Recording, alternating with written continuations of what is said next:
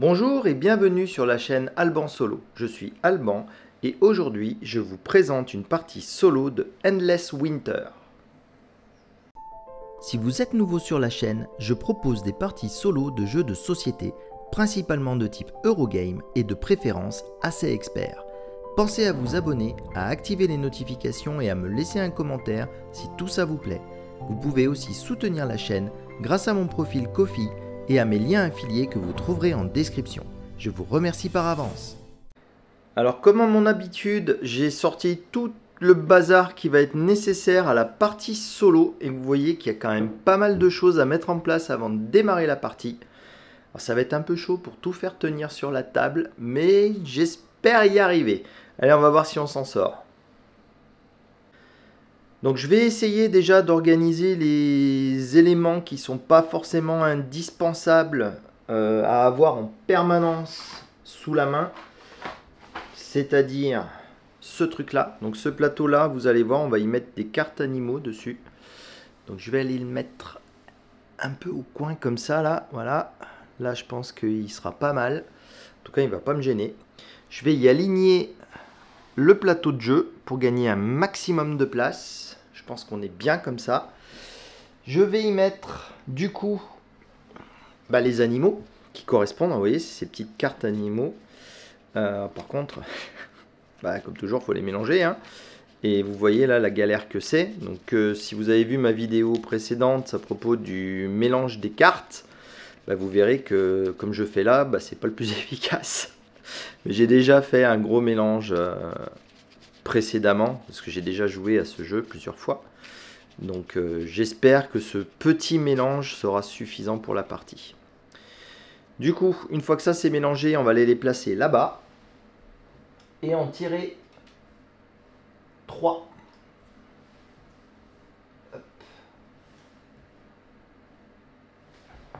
Voilà, donc là on en a 3.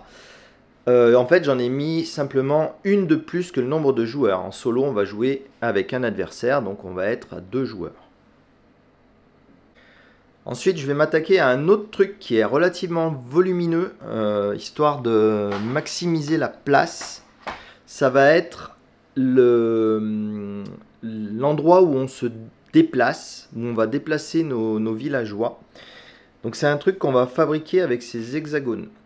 Et vous voyez là, j'ai laissé tout un tas d'hexagones, tous bien triés comme il faut. Parce que justement, on va créer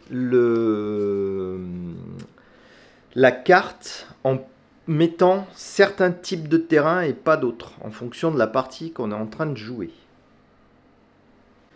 Alors comme on fait une partie à 2 joueurs, on va toujours avoir le feu de camp au centre. J'essaie de le mettre là, je ne suis pas sûr que ce soit le centre à la fin du placement. On va avoir une tuile de chaque terrain. Ça y est, je continue à faire mon maladroit. Donc normalement, ça va en faire 6. J'espère que je ne me trompe pas. 1, 2, 3, 4, 5 et 6. Ces tuiles-ci, elles sont un peu particulières. Ce sont des tuiles de glacier sur lesquelles on ne peut rien faire. Vous voyez que des deux côtés, elles sont blanches comme ça. Donc celle-ci, on va en prendre 6. Donc toutes, en fait. Ah, il y en a une qui s'est cachée là. Donc normalement, il y en a 6. 1, 2, 3, 4, 5, 6. Donc j'ai commencé ça. Donc j'ai 12 tuiles en main qu'il faudra bien mélanger, bien sûr. Et il va falloir que j'en reprenne encore 6 de plus. Mais au hasard cette fois-ci. Donc au hasard cette fois-ci. Là, on est sur la même problématique que le mélange des cartes. Donc je vais faire ma technique de mélanger en plusieurs tas. Et je reviens tout de suite après avec un paquet de tuiles mélangées, je l'espère. Donc voilà, j'ai mélangé mes tuiles. Vous voyez qu'elles sont à peu près, ouais, elles se suivent pas toutes, donc ça c'est bon. Je vais quand même en redonner un petit coup de mélange standard. Hop, et on va en prendre 6. Donc 1, 2, 3, 4, 5, 6. Que je rajoute à cette pile-là. Les tuiles restantes, on les remet dans la boîte. On n'en aura pas besoin pour cette partie-là. Et du coup, ce gros paquet de 6 et 6, 12 et 6, ouais, c'est ça, 18. Donc ce paquet-là, je vais le remélanger avec la même technique. Donc je vais faire ça hors caméra. Voilà, j'ai fait la première passe de mélange. Je vais remélanger encore un petit coup avec un jeté standard. Et ensuite, on va créer notre hexagone. Donc, ça va rajouter encore un peu de tri, du coup. Donc, l'hexagone, on va le faire, on va partir du centre et on va mettre des tuiles tout autour. Et ensuite, je referai la même en partant, en refaisant le tour comme ça. Je vais peut-être le faire hors caméra, hein, ça sera moins relou pour vous. Voilà, ça va nous donner un truc comme ça. C'est rigolo le mélange qui fait cette rivière là, comme ça. Ah, j'ai oublié de vous dire en début de vidéo, je fais le jeu sans aucune extension. Hein. Je le fais la version de base avec uniquement les composants de base. Et du coup c'est rigolo parce que quand il y a l'extension rivière, bah, on a une rivière qui traverse le plateau comme ça normalement. Et là bah, le hasard a fait qu'on a aussi cette rivière. Donc là le plateau pour déplacer nos tentes et nos habitations est prêt. Je pense que j'ai encore un chouïa de place pour y mettre le truc des totems à côté. Ah, je suis assez confiant sur la place que j'ai. Je vais peut-être pouvoir m'étaler un petit peu. Ça, c'est cool. Donc, lui, il est bien là-bas aussi. Je vais mettre de côté encore un petit moment les composants des joueurs. Ici, j'ai gardé les 5 cartes de chef de clan. Bon, j'allais les retourner pour les mélanger, mais en fait, ça sert à rien. Donc, je vais les mélanger sans regarder. Et je vais en prendre une au hasard. Je ne sais plus si on choisit ou pas, mais moi j'aime bien faire ce genre de choses au hasard. Ça n'a pas d'intérêt de les choisir. Donc, je vais avoir celui-là. Donc les 4 autres, on les remet dans la boîte. Et donc celui-là, on va choisir la face qu'on préfère utiliser. Donc soit je vais l'utiliser du côté où il va me permettre de convertir un outil en 3 nourritures. Soit je vais l'utiliser du côté où il peut me convertir une nourriture en un outil. Dans les parties précédentes que j'ai faites, je galérais à avoir des outils. Alors je vais le prendre dans ce sens-là. J'espère que ce sera une bonne idée. Pour l'instant, je vais le mettre là. Hein. Je ne suis pas sûr qu'il va y rester. Non, il ne va pas y rester. Ça va être relou. Je vais le mettre là alors. Ça sera mieux. Un autre petit tas de cartes qui traîne, je vais m'en occuper tout de suite. Ça, ce sont les cartes pour placer. Alors ça, c'est la carte de rappel de score pour l'automa. Je vais la mettre de côté pour l'instant. Et donc ces cartes-là, ce sont pour placer ces tentes à l'automa. Donc ça, on va le mélanger. Et je vais le laisser ici. Il sera pas mal. Et pour l'instant, je m'en sers pas. Je le ferai quand je ferai la mise en place de l'automa. Et donc tête de linotte que je suis, j'ai pioché ma carte de chef de clan parce que je voulais prendre ma figurine correspondante à mon chef de clan. Donc on va chercher celui qui a cette espèce de bâton au-dessus de la tête. Ouais, ça a l'air d'être celui-ci, avec les trucs comme ça. Donc c'est pas celui-là en tout cas, celui-là c'est sûr. Celui qui m'embête à le remettre dans la boîte. C'est pas celui-là avec les 2 cornes. C'est pas celui-là parce qu'il est trop fin. Hop là. Et c'est pas... Ah, c'est peut-être... Non, c'est pas. Non, c'est pas celui-là. Donc c'est celui-ci. Donc ça sera mon chef de clan. Eh ben dis donc, je vais le tomber combien de fois. Donc ça sera la figurine de mon chef de clan. Et du coup, pour mon adversaire, je vais en prendre un autre qui se distingue bien. Ouais, celui-ci, il est plutôt fin et allongé. Celui-là, il est petit et gros. Donc on va jouer avec ces 2 chefs-là. Ces figurines-là peuvent retourner dans la boîte. On n'en aura pas besoin. Ce que je vais faire, c'est que je vais envahir le bas du plateau aussi, là, comme on est censé faire, avant de continuer à faire plus de choses, parce que j'ai peur de me retrouver en manque de place. Alors, sur cette partie basse, on va mettre les cartes de culture. Donc, ce sont les cartes de culture, celles-ci, ce sont les cartes cartes de niveau 1. Ah, mais avant que je le fasse, il faut que j'en donne à l'automa. Alors, je vais les mélanger déjà. Comme ça sera fait. Je vais les mélanger. Donc ça, ce sont les cultures de niveau 1. Et là, j'ai les cultures de niveau 2. Donc on les repère à ce symbole-là. Là, il y a 2. Sur les autres, il y avait 1. Donc pareil, je vais les mélanger.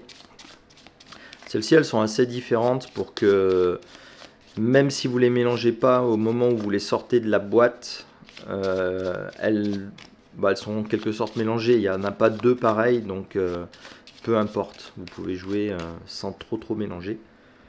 Il va y avoir cette carte-ci qui va permettre de déterminer quel est le niveau de culture actuel. Donc on va la mettre sur le paquet numéro 2.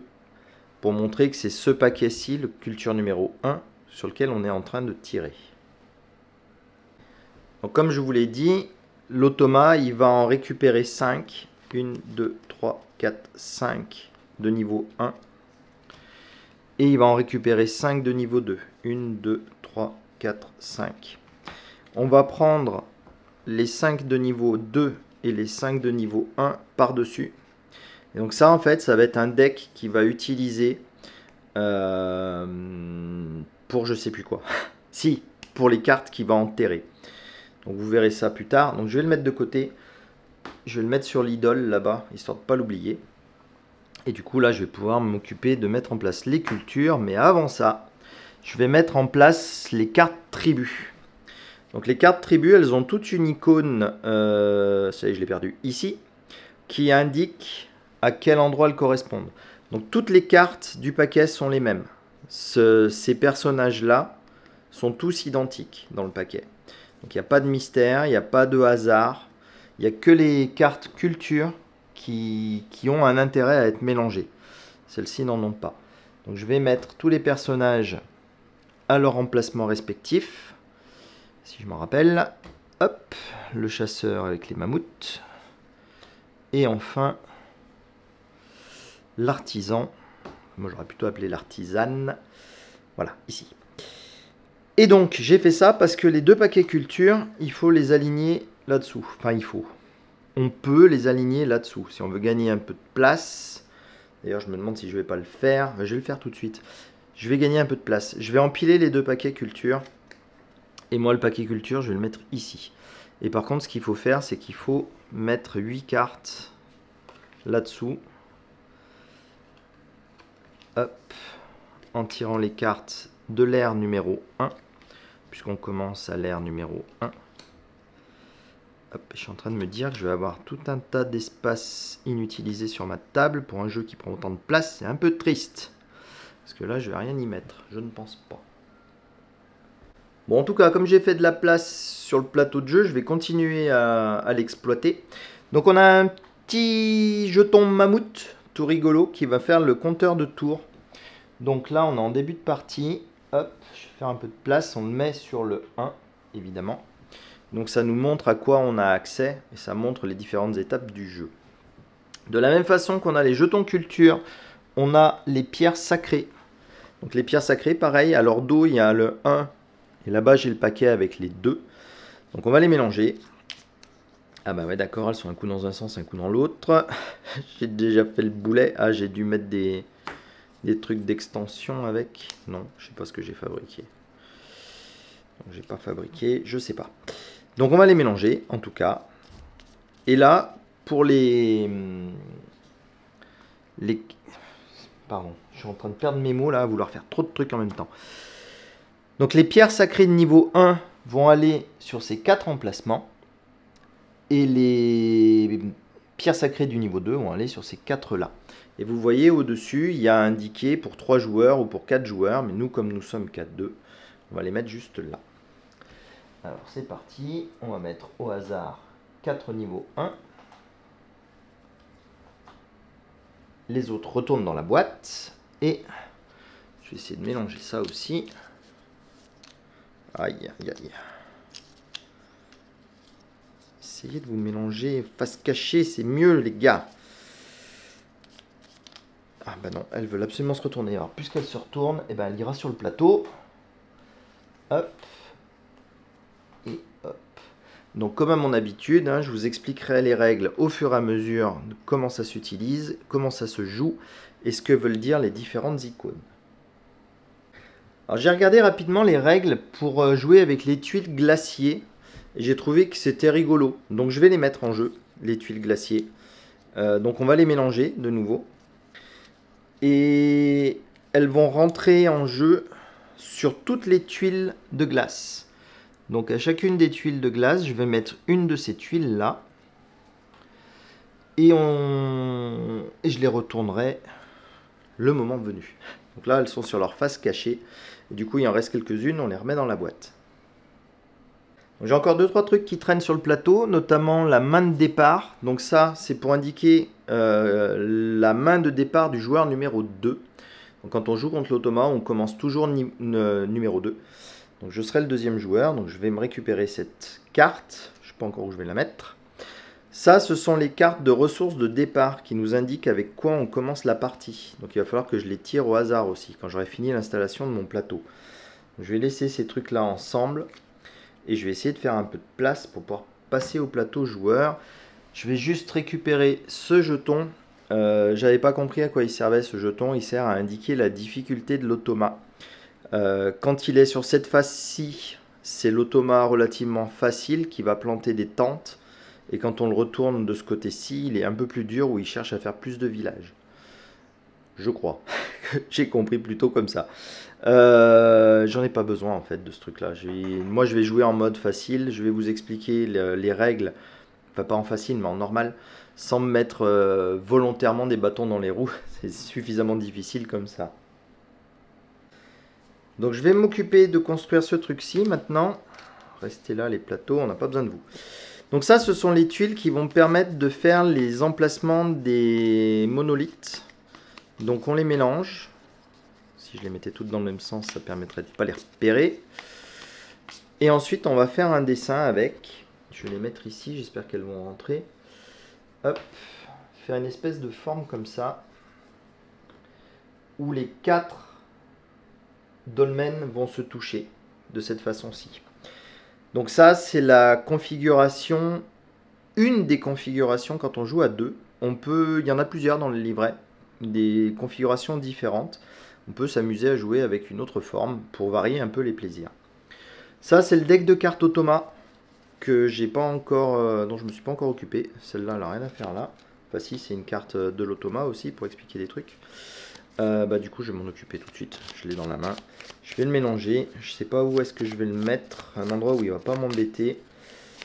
Je pense que pour l'instant, vous savez quoi? L'espace que je disais qui servait à rien. Je vais y mettre son deck.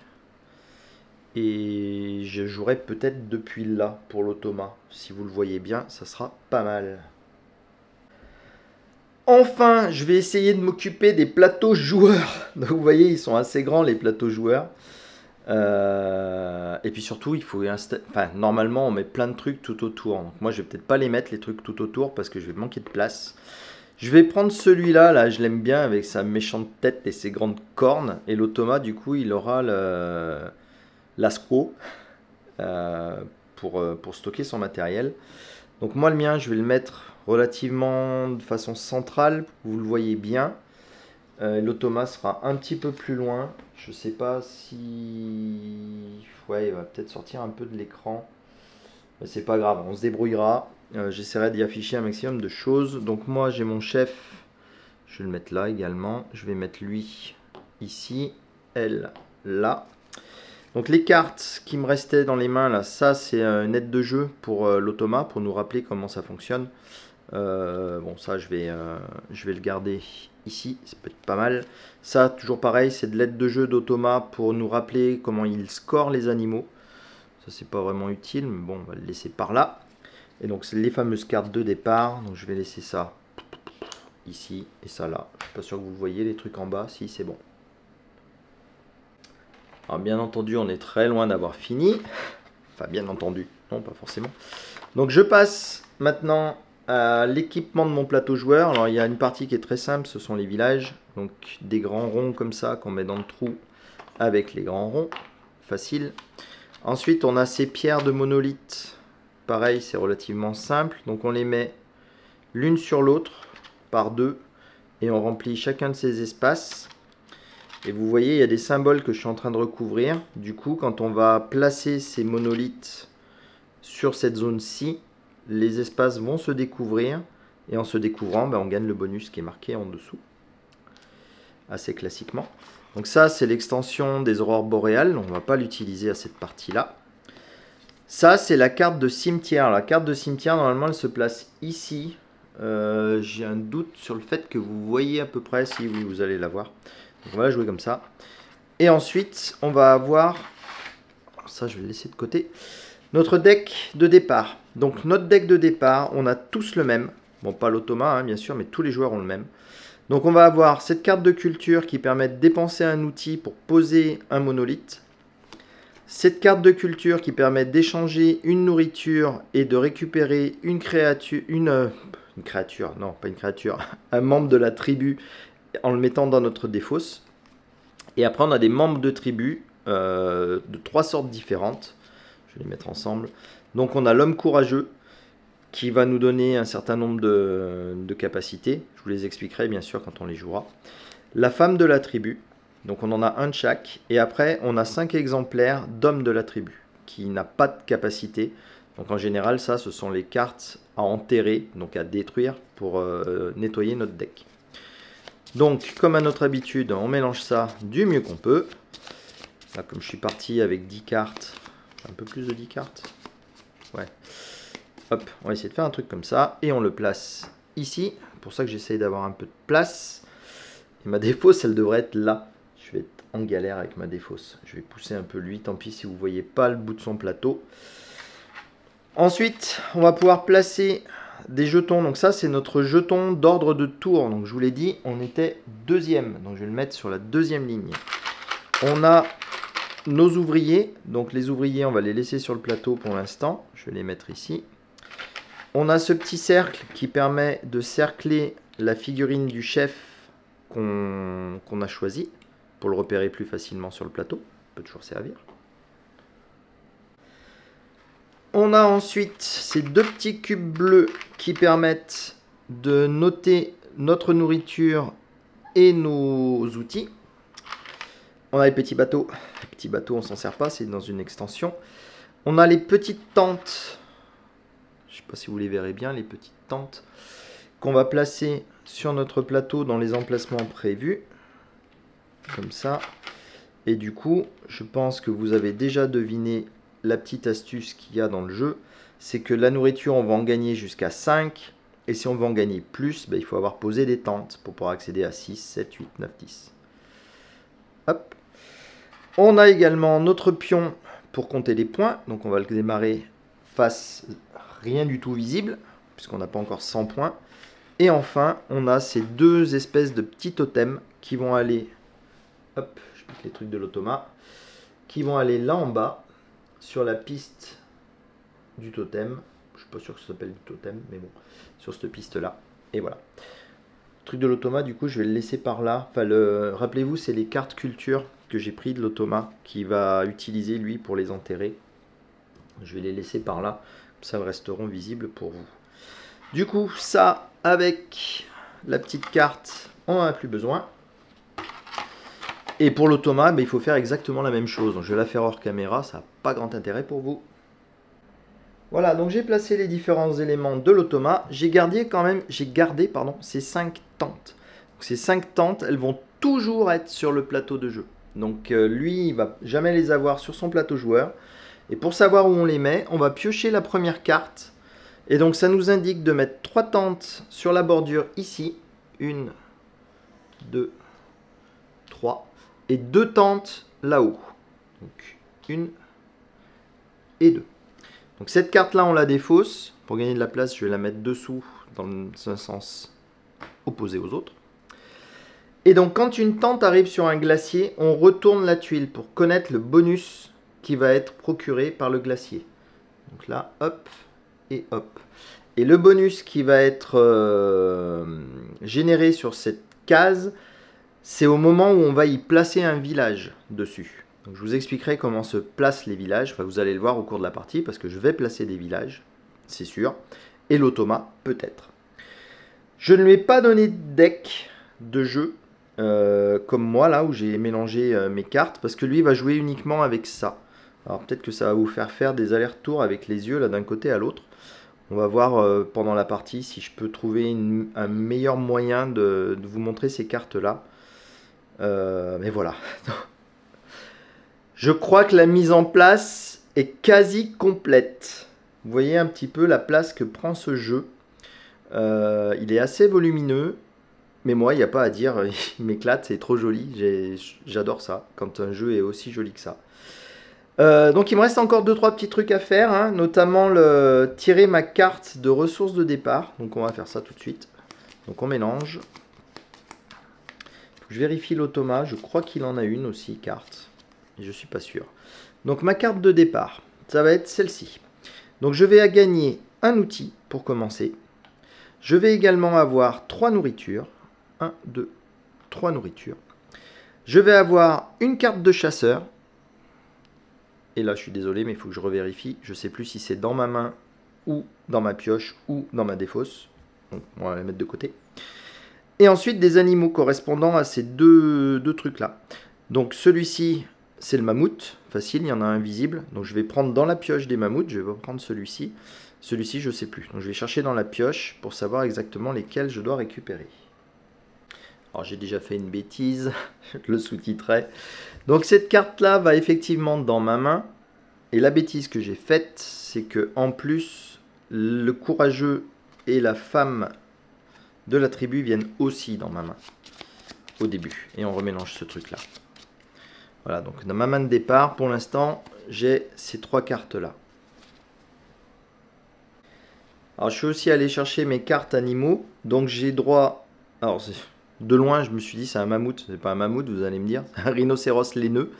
Et l'autre, par contre, c'est un mammouth. Donc, vous voyez, j'ai les symboles ici en bas qui correspondent à ces 2 symboles-là. Donc, voilà.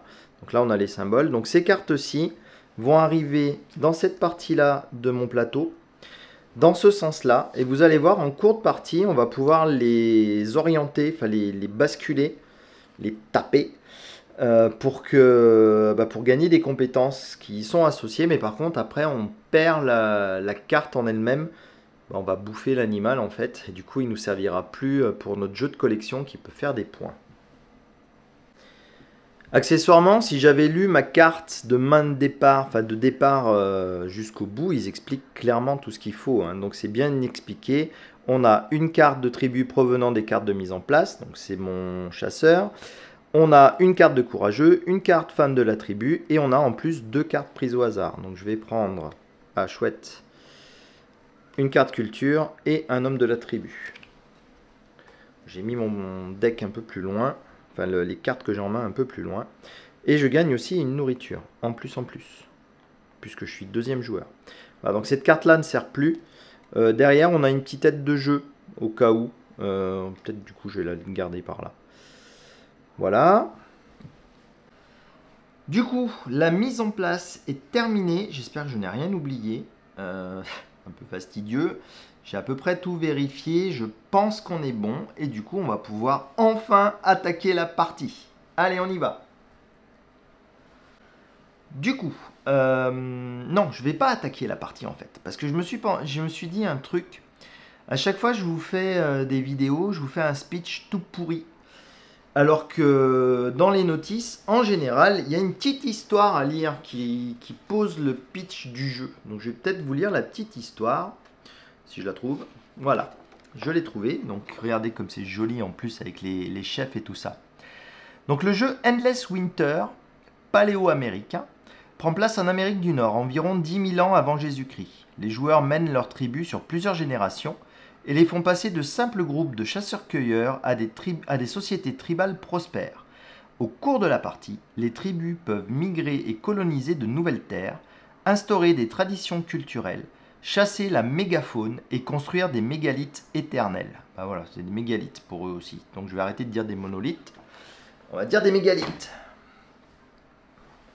Voilà, du coup on est dans l'ambiance du jeu, hein, en Amérique du Nord, là où il fait froid, c'est pour ça qu'on a des trucs glaciers de partout. Et cette fois-ci je démarre. Donc, pour commencer la partie, l'automa étant le premier joueur, on prend la première carte de son deck, on la retourne. Alors sur ces cartes-là, il va y avoir tout un tas d'informations. La première information, c'est là où il a envie de jouer. Donc les 4 colonnes correspondent aux 4 emplacements où on va pouvoir poser nos ouvriers. Donc lui choisit de se mettre sur la première colonne. Comme il n'y a personne pour l'instant en jeu, ça ne pose aucun problème, il se place sur la première colonne. Alors, normalement, on se place ici, on effectue cette action autant de fois que l'on souhaite. Puis on se place ici, on effectue celle-ci une seule fois. Et le premier à être placé ici effectue cette action bonus. Comme lui se moque de ce qui est dessiné ici, je vais le placer directement sur l'action bonus pour me l'empêcher à mon tour. Donc je ne pourrai pas accéder à l'emplacement bonus si je fais cette action-là. Et donc lui, il fait les actions qui sont marquées sur sa carte. Donc l'action marquée sur sa carte, c'est de placer un mégalithe. Donc pour placer un mégalithe, c'est très simple. On prend le premier, le plus à gauche, donc un mégalithe gris, qui sont les mégalithes communs à tout le monde. Donc ce n'est pas des mégalithes à lui, c'est un neutre. Et on va regarder cette flèche-ci. Donc cette flèche-ci nous dit qu'il veut le mettre le plus à droite possible. Et s'il y a égalité avec le plus à droite possible, il veut aller en bas. Donc les mégalithes, je vais galérer, hein, monolithe, mégalithe.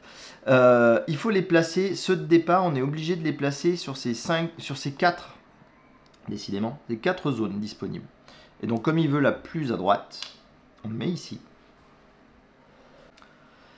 Donc ça, c'était sa première action. Et la deuxième action, c'est qu'il souhaite enterrer une carte. Alors, quand on enterre une carte, ben, on prend parmi ces cartes culture qu'il a eues au début et on le glisse sous sa carte cimetière.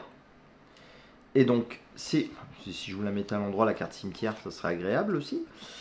Donc, ces cartes qu'on va enterrer vont servir à la fin du jeu avec le décompte qui est indiqué là-bas, qui va dépendre de la hauteur qu'on aura atteint sur chacune de ces pistes. Ça, je vous l'expliquerai bien sûr le moment venu. Donc il a fait ces 2 actions sur cette carte-ci. On va la placer là. Et il a fini. Maintenant, c'est à mon tour de jouer. Donc à mon tour de jouer, je vais récupérer ma main, déjà, voir un peu ce qu'on a de disponible. Donc, dans ce jeu, il y a 2 phases différentes. Il y a la phase de jour, où on va jouer nos actions en posant nos 3 ouvriers, donc les 2 ouvriers standards et notre chef, qu'on va placer dans ces différentes zones. Une fois que tout le monde a joué cette phase standard, on a une phase d'éclipse. La phase d'éclipse va être légèrement différente, vous allez voir, je vais vous expliquer comment ça fonctionne. Mais les personnages, du coup, ils ont une action possible au moment où on fait les pauses d'ouvriers. Et si on ne l'a pas utilisé pendant la journée où on pose les ouvriers, on va pouvoir s'en servir pour l'éclipse et gagner une autre capacité pour l'éclipse. Donc la femme de tribu, ce qu'elle fait, c'est qu'elle convertit une nourriture en outil, si on la joue avec une pose d'ouvrier. Et si on l'a gardée pour l'éclipse, elle permet d'enterrer aussi une carte, comme j'ai fait pour l'automa. Du coup, ça me permettrait de détruire une carte, soit de ma main, soit de ma défausse. Ensuite, l'homme courageux. Alors l'homme courageux, il introduit un autre symbole, c'est celui qui est en haut des cartes, là. Vous voyez, la femme de tribu l'avait aussi. C'est la force de notre action, quand on l'a fait 2 jours. Vous voyez, on a le même symbole sur certaines des actions ici. C'est plus on a le niveau de force, enfin, certaines actions ont besoin d'avoir 3 niveaux de force, par exemple. Donc pour l'avoir, le 3 niveaux de force, ben, il faut que je joue ces 2 cartes-là. Donc j'ai 1,5 avec l'homme courageux et 1,5 avec la femme de tribu. J'arrive à 3, je peux faire ça. Je vous expliquerai ce que c'est après. Mais l'homme courageux, en plus, lui, il gagne automatiquement une force supplémentaire quand on le joue en journée. Et quand on le garde pour l'éclipse, il nous fait gagner un outil. Ensuite, le chasseur. Le chasseur, lui, il est particulier. C'est uniquement lorsqu'on fait l'action de chasse qu'il nous rapporte un point de force supplémentaire.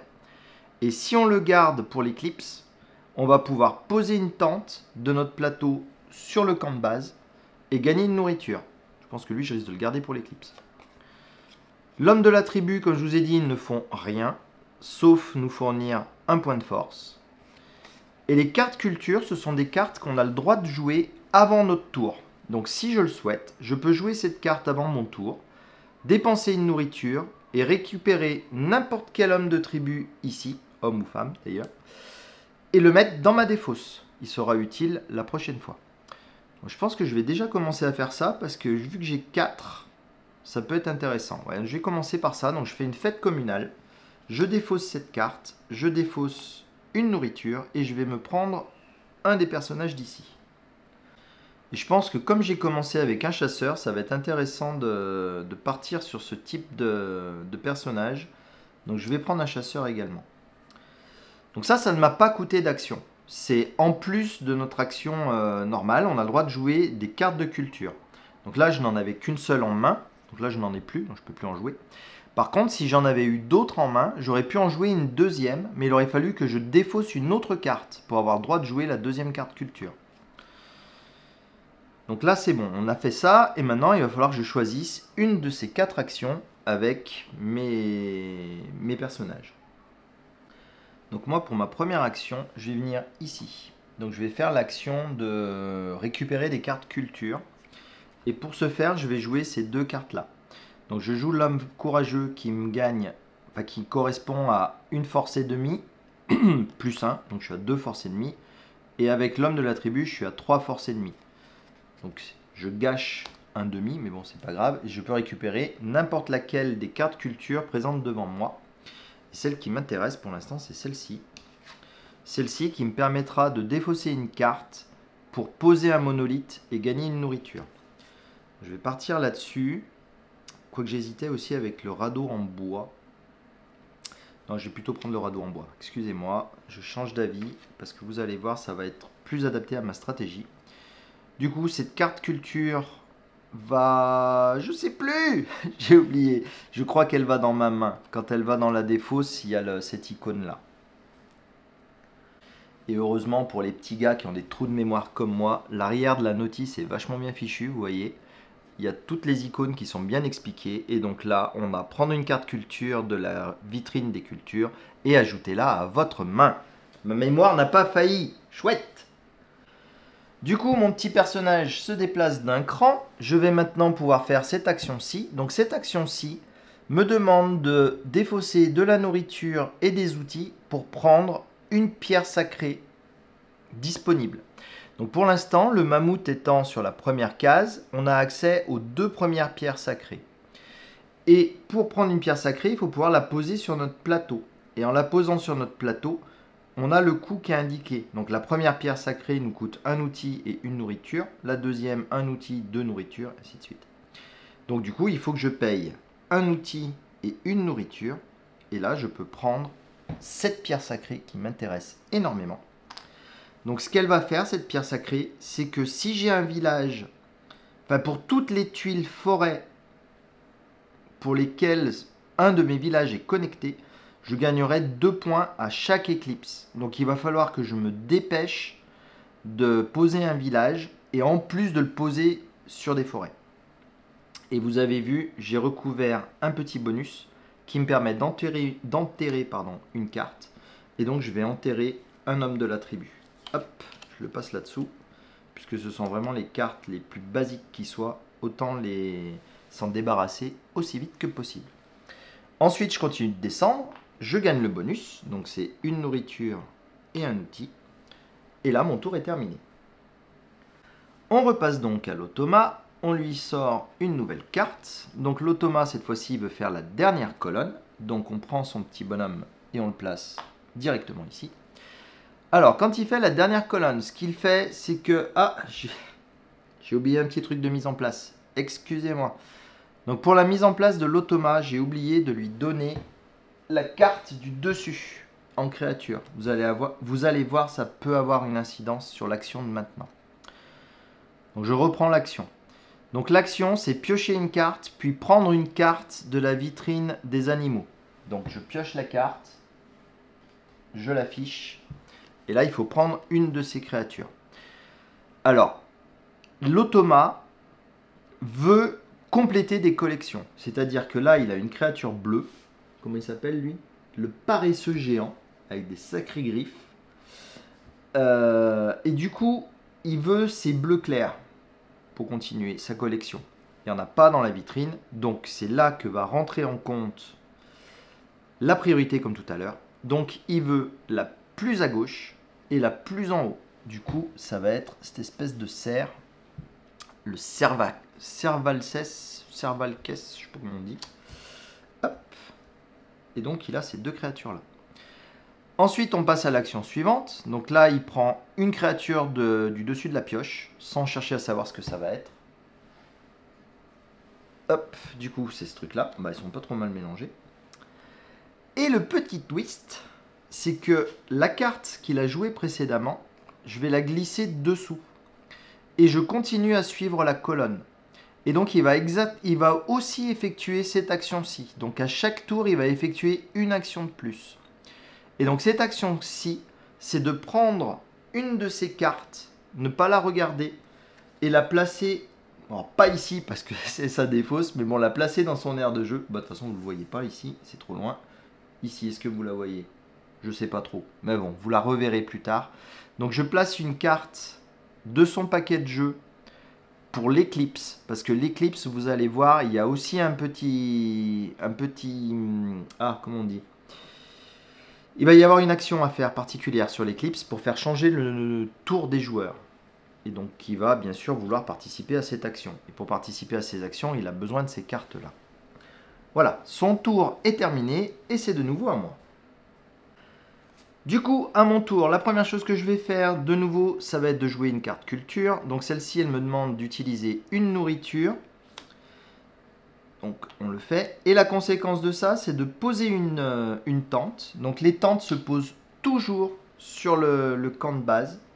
Et maintenant, je peux déplacer ma tente. Et je vais la déplacer ici, là où il est déjà présent. Et ensuite, je gagne un point. Ça, c'est chouette. C'est moi qui gagne. Donc ça, c'était ma carte culture. Et maintenant, je vais m'occuper de jouer mes cartes là et de jouer mes cartes pour tout ça.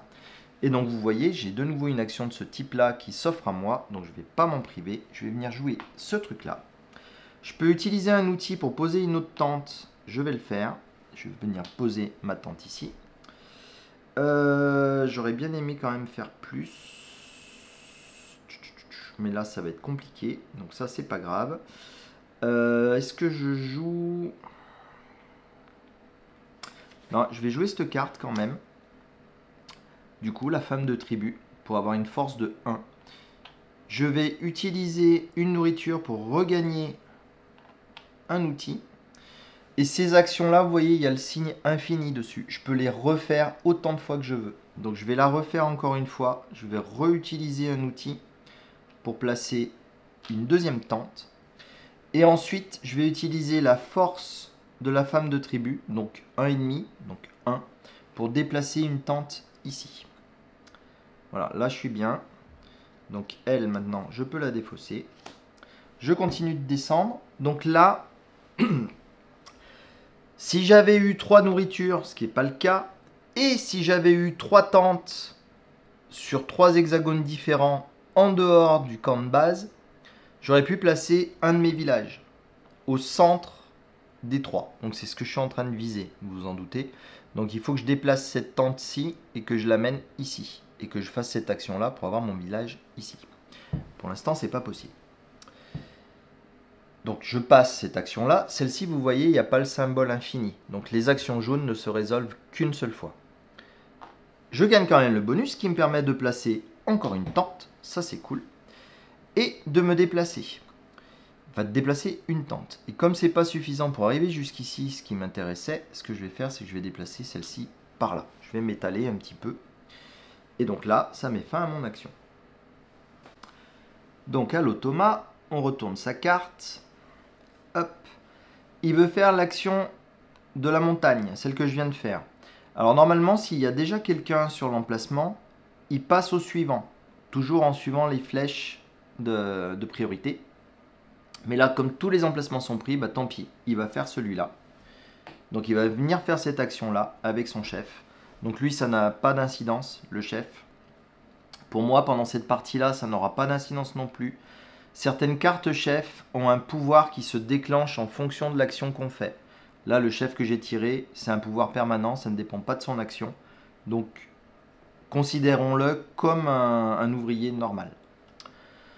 Donc, je reprends. Il a pris cette colonne-là. Du coup, il va marquer un point pour toutes les tentes qu'il a placées sur une tuile glacier. Donc, il en a 2, donc il marque 2 points. Ça, c'est gratuit, ça lui fait plaisir. Et ensuite, il va redisposer ses tentes. Donc pour redisposer ses tentes, on tire la carte. Et cette fois-ci, on regarde uniquement les tuiles qui sont à l'intérieur. Enfin, les tentes de la partie intérieure. Et il veut se positionner sur ces deux-là. Donc ici et là.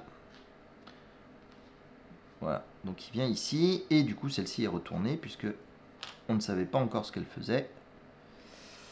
Et voilà. Et du coup, il y a peu d'intérêt dans le jeu de base à venir poser des villages sur la glace. Mais par contre, quand on introduit le module glacier comme ça, vous voyez, il y a des bonus qui apparaissent. Et ça peut être bien cool aussi.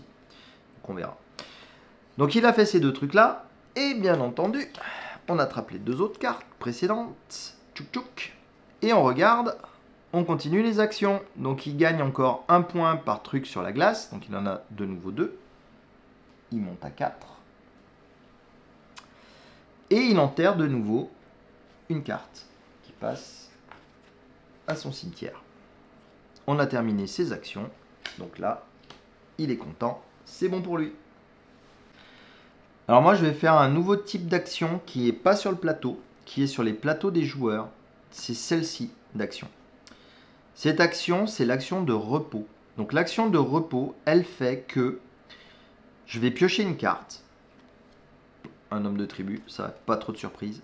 Je vais pouvoir, si je le souhaite, incliner une de mes deux créatures pour en récupérer le bénéfice. Donc si je fais ça, celle-ci, je vais gagner 6 nourritures. Et si je fais celle-ci, il faut que je vérifie. Alors je vais faire celle-ci. J'aurais pu deviner tout seul. Donc celle-ci me fait gagner 6 nourritures, donc je montrerai ici.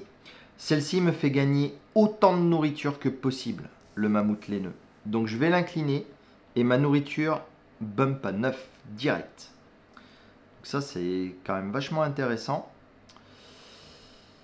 Par contre, cette carte-là ne me comptera plus en points de victoire à la fin. Vous voyez, il y a des points de victoire qui sont marqués ici. Si on en a une seule de mammouth, ça fait 2 points. Si on en a 2 ou plus, ça en fait 5. Bah là, ça fera 0. Elle est tournée, elle est inclinée, donc elle ne servira plus. Et il n'y a pas moyen de la désincliner. C'est pas grave. J'ai fait mon action de repos. Ça me convient. Je n'ai pas d'autre action à faire. Donc ce tour-ci est terminé pour moi. Du coup, notre petit mammouth avance sur la phase éclipse. Et c'est là qu'on va pouvoir voir encore de nouvelles choses, parce que la phase éclipse va permettre de changer l'ordre des joueurs et aussi de gagner des bonus. Alors, moi, la phase éclipse, vous voyez, comme je me suis reposé, j'ai le petit symbole éclipse ici, donc je gagne déjà une force et demie, rien que pour ça. Ensuite, je vais jouer les deux cartes que j'ai en main, donc ça fait 2 forces et demie, 3 forces et demie, donc je suis à 3,5. Mon adversaire est à 0,5 de force pour cette éclipse, plus toutes les cartes qu'il a pu mettre de côté pendant la manche. Et cette carte-là, elle est aussi à 0,5. Du coup, je suis plus puissant que lui. Du coup, je passe premier joueur. Et ça, c'est très, très, très cool pour moi. Donc du coup, je vais défausser ces cartes-là. Et là, maintenant, on va faire le tour d'éclipse. Alors, le tour d'éclipse, il y a plein de choses à faire. La première chose à faire, ça va être de gagner le bonus qui correspond à notre ligne. Donc là, moi, ça va être placer un mégalithe. Si jamais j'ai pas envie de placer un mégalithe, j'ai le droit de faire n'importe laquelle des actions qui est en dessous. À savoir, piocher une carte, ajouter une idole, enfin monter d'un cran sur mon idole, récupérer un outil ou récupérer de la nourriture. Mais moi, le mégalithe, ça me va très très bien. Donc, comme pour l'automa, on prend le plus à gauche. Et je vais me placer ici. Je recouvre un outil et du coup, je récupère un outil. Alors ensuite, j'ai défaussé mes cartes un tout petit peu vite parce que mon chasseur, il avait un pouvoir d'éclipse, donc il faut que je le joue. Donc le pouvoir d'éclipse de mon chasseur, c'est de poser une tente, encore, et de recevoir une nourriture. Alors, heureusement qu'il a posé la tente parce que sinon, je ne pouvais pas récupérer ça. Donc j'ai fait le pouvoir de là-bas, j'ai fait le pouvoir de mes cartes. Il y en a le pouvoir du plateau également. Donc là, je pourrais faire ma pierre sacrée. Si j'avais un village recouvrant des forêts, je gagnerais 2 points. C'est pas le cas. Et là, j'ai pas libéré aucun village, ni mégalithe, ni rien du tout. Donc pour l'instant, rien ne se passe. Et enfin, on va voir sur le plateau de jeu les endroits où on est majoritaire. Donc là où on est majoritaire, c'est ici. Je gagne un outil. Ici, on a égalité, on gagne tous les deux un outil. Alors, je vais en prendre un et je vais lui donner le sien tout de suite, ça m'évitera de l'oublier. Ici, je suis majoritaire, je vais gagner de nouveau un placement de mégalithe. et je vais venir ici, je vais me récupérer 2 outils. Donc là, je suis bien à bloc, je pense que je vais arriver à faire des trucs pas mal au prochain tour. Et là, vous voyez, il n'y a rien à gérer. Ensuite, on va faire la même chose pour l'automa. Donc, il est deuxième, il va piocher une carte. Alors, l'automa ne pioche pas de carte. L'automa, quand il va pour piocher une carte, c'est indiqué ici, il prend une de ses cartes et il l'enterre. Vous allez me dire, mais il en enterre plein des cartes. Bah ouais, parce que ça va lui faire plein de points à la fin de la partie, si jamais il arrive à faire quelque chose d'intéressant avec. Ensuite, les trucs débloqués sur son plateau, il n'en a pas, pour l'instant, en tout cas. Donc lui, les tuiles sacrées, les pierres sacrées qu'il gagne, lui font marquer 2 points par pierre à chaque éclipse. Il se moque du bonus qu'il y a dessus. Il gagne direct 2 points. Il faut faire attention à ce qu'il n'en ait pas trop.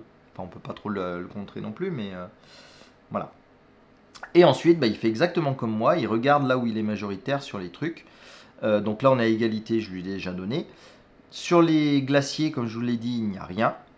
Ici, il va gagner encore 2 points. Donc il passe à 6. Et ici, il fait monter son jeton d'idole. Donc il fait toujours monter en priorité la piste de droite pour arriver jusqu'à là-haut. C'est celle qui va débloquer le fait que les cartes enterrées font marquer des points. Du coup, comme on a terminé, on va pouvoir récupérer tous nos personnages. Donc, je vais l'enlever d'ici. Donc lui, il récupère tout son petit monde. L'ordre de tour a changé. On fait avancer notre petit mammouth sur la case numéro 2. Du coup, on a un trou ici de carte culture, donc on va en remettre une. Dommage que j'en ai pas acheté plus, parce que sinon on aurait rempli plus de trucs. Ici, on aurait dû remplir pour mettre les animaux, remettre le nombre d'animaux à 3. Donc du coup, je vais les décaler pour les remettre comme ils sont sortis, vu que l'automa prend en fonction de leur position. Là, je me rends compte, je vous ai dit que je la mettais dessous pour gagner de la place quand je faisais de la défausse. Et puis finalement, je ne l'ai pas fait. Alors, je vais faire une défausse en dessous, puisqu'il y a la place. Profitons-en. Voilà. Du coup, la première manche est terminée. Vous voyez, il y en a donc 4 à jouer. Et on va pouvoir sereinement attaquer la deuxième. Alors, juste avant de démarrer ce deuxième tour, il faut remélanger les cartes de l'automa dans son deck. On va faire ça rapidement. Près. Oula, je vois que ma table a pris un coup. Donc oui, je me suis rendu compte que mon micro était passé dans le champ, cette andouille. Donc je suis désolé, ça doit pas être très agréable pour vous d'avoir cette zone noire là-haut. Je sais pas comment c'est arrivé, je m'en suis pas rendu compte. Bon, voilà, je vais pas refaire le début de partie, sinon c'est un peu chiant. Puis en plus, c'est tellement bien parti. Je suis content de moi d'avoir réussi à faire ça. J'ai remélangé son deck, je pense que tout est prêt pour redémarrer ce deuxième tour tranquillement. C'est parti. Donc la première chose qu'on va faire, c'est piocher 5 cartes. 1, 2, 3, 4. Bah, du coup, je vais pouvoir remélanger ma pioche en espérant tirer les différentes cultures intéressantes que j'ai dans mon jeu. Donc j'ai dit 1, 2, 3, 4, 5... Alors, voyons voir. Ouais, ça va pas être dingue le truc. Alors, si, il y a lui qui est rigolo, mais c'est pas ce que je veux faire en priorité. Bon, c'est pas grave, on verra plus tard. Je vais me précipiter là-dessus avant qu'il ne me fasse un mauvais tour. Donc, je suis premier joueur, donc je vais pouvoir prendre ce truc-là. Donc, ce que je veux faire, alors je veux pas faire ça puisque j'ai plus de camp à mettre. Alors vous voyez, on peut dépenser, vous voyez mal parce que j'ai mis une figurine dessus, on peut dépenser de la nourriture pour générer de la force de travail. Mais là pour l'instant de la force de travail j'en ai en main, j'en ai au moins 3 qui valent pas grand chose avec eux. Ah, je me suis précipité, j'aurais dû faire ça avant. Alors excusez-moi. Ouais, si vous me pardonnez, donc je ferai bien cette action-ci, hein, mais il faut jouer notre carte culture avant. J'y ai pas pensé. Donc je vais d'abord jouer ma carte culture. Donc cette carte culture me permet de dépenser un outil pour placer de nouveau un mégalithe. Ouais, mégalithe. Je vais le placer ici, ce qui va me permettre de tirer 2 cartes supplémentaires. 1 et 2. Et là, c'est cool parce que j'ai encore tiré un truc comme ça. Donc ça, c'est pas mal du tout. Je suis en train de me dire, j'aurais peut-être dû prendre une carte culture. Mais bon, c'est pas grave, c'est fait. Donc du coup, ça, c'est défaussé. Donc maintenant, je reprends. Donc je refais cette action-ci. Et la question, c'est, y vais-je avec... Alors attendez, on va compter les déplacements qu'il me faut. Donc il faut que je mette une tente ici. Donc il me faut 2 déplacements avec celle-là. Et peut-être commencer à gérer cette zone-là. Il m'en faudrait un 3e. Au moins un 3e. Bon, allez, on va partir là-dessus. Donc je vais dépenser mes 3 hommes d'attribut. Donc ça me fait 3 mains, 3 forces. Donc ils partent à la défausse. Pour faire cette action-ci, donc 3 fois. Donc je déplace 1, 2, 3. Je passe ici. L'action suivante, je peux dépenser 3 nourritures pour poser un village, ce que je vais m'empresser de faire. Donc je suis à 10, je tombe à 7. Je place ce village ici. Du coup, quand on place un village, on retire les tentes qui correspondent. Donc ça tombe bien, j'ai mis juste la place qu'il fallait. Hop. Voilà. Ah. Et donc, tout à l'heure, quand j'étais à égalité avec lui ici, on a remporté tous les deux le bonus. Là, c'est fini. Là, moi, j'ai un village. Donc, le village compte pour 2 tentes. Donc, je suis supérieur à lui, cette fois, sur cette case. Donc, lui ne gagnera plus rien ici. Et donc, je termine l'action avec le bonus. Je vous laisse le voir quand même, qui est de poser une tente et déplacer une tente. Du coup, je reprends une de mes tentes. Je la repose ici. Et je vais déplacer... Je vais la ramener ici. Je vais la mettre ici. J'en ai pas... Faut qu'elle aille jusque là en fait. Donc, bon. J'aurais peut-être dû dépenser une main de plus le coup d'avant. Bon, c'est pas grave. Du coup, c'est à l'automa. Donc l'automa va faire l'action, la première action. Hop. Et lui va la faire de façon à faire placer un monolithe. Alors, le monolithe, pardon, il veut le placer le plus à droite possible. Donc le plus à droite possible, a priori, c'est ici ou là. Puisqu'il faut qu'ils soient adjacents, les monolithes, tout le temps. Et donc il préfère le bas. Donc il passe par en bas. Du coup, ça lui fait gagner une carte culture. Et là, pareil, la carte culture, on va aller le plus à droite en bas. Il va se récupérer celle-ci. On la rajoute à son paquet de cartes culture. Et donc ça, c'est bon pour ça. Et ensuite, il prend une carte culture et il l'enterre. Du coup, c'est celle qui vient de gagner. Et voilà. Ça, c'est bon pour son tour. Donc moi, maintenant, avec les cartes que j'ai en main, je vais déjà jouer celle-ci. Pas l'oublier. Du coup, j'utilise une nourriture et je vais pouvoir récupérer un membre de tribu. Je vais récupérer celui-ci, le chaman, pour pouvoir monter rapidement sur le totem là-bas, pour essayer d'y monter en tout cas. Donc rappelez-vous, je le mets dans ma défausse, donc ça c'est bon, c'est fait. Et ensuite, il me reste pas grand-chose en fait à jouer. Il me reste pas grand-chose et... Mais quand même, si, on doit pouvoir faire un truc. Non, c'est pas très stratégique ça. Puis je suis pas sûr qu'on ait le droit. Attendez. Je vais finir par y arriver. Hein. Je vais me décider, c'est promis. Non, je vais pas y arriver à me décider. Bon, je vais réfléchir alors. Et non, je suis bête, j'ai pas besoin de réfléchir pendant 2 heures. J'ai un chasseur en main. J'ai dit que je voulais maîtriser les trucs de chasse. Donc c'est parti. Je vais faire une action de chasse avec mon chasseur. Donc, quand je fais l'action de chasse, il fait une force de plus. Donc, je suis à 2 forces. Donc, j'ai 2 forces pour réaliser ces actions-là. Alors, je ne vais pas faire la première action. La première action, c'est simplement révéler 2 animaux supplémentaires. Donc, je vais faire que la deuxième action avec mes 2 forces plus 2 outils. Et du coup, je vais pouvoir récupérer 2 cartes de la vitrine. Et du coup, ça tombe bien parce que ce sont 2 rhinocéros laineux. Ça, j'en ai 3. Ça me fera 6 points de victoire à la fin de la partie si je les ai toujours. Ensuite, je passe à l'action unique. Je peux sacrifier une de mes bêtes comme j'ai fait précédemment pour récupérer de la nourriture. Mais là, ça va être vachement gâché, donc non. Et la dernière action, la bonus, elle me permet de piocher une carte et de la récupérer. Très bien. Un Servalses. Servals, je sais pas comment ça s'appelle. On est reparti pour jouer l'automa. Alors lui, il va... Hop là, je vais mettre dans l'ordre. Donc il prend la colonne mammouth. Alors du coup, la colonne mammouth, comme j'y suis, bah, il ne la veut pas. Donc ça, vous allez voir, c'est intéressant, son comportement. Donc du coup, il va suivre la flèche ici pour partir de là-bas et chercher la première action disponible. Là, en l'occurrence, il n'y en a qu'une. Donc il va se mettre ici. Mais du coup, on ne va pas jouer cette colonne-là, évidemment. On va jouer celle-ci, celle où il s'est placé. Donc la première chose qu'il va faire, c'est prendre une carte culture de nouveau. Donc c'est celle qui est le plus à gauche cette fois-ci et en haut. Donc il va prendre celle-ci. Ensuite, il va prendre un animal sur le dessus de la piste. Donc il récupère un animal rose, ça lui en fait 2, ça lui va bien aussi.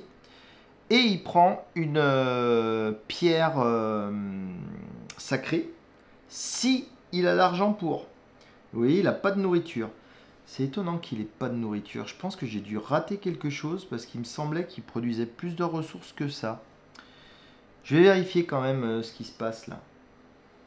Non, bah, il ne me semble pas avoir oublié.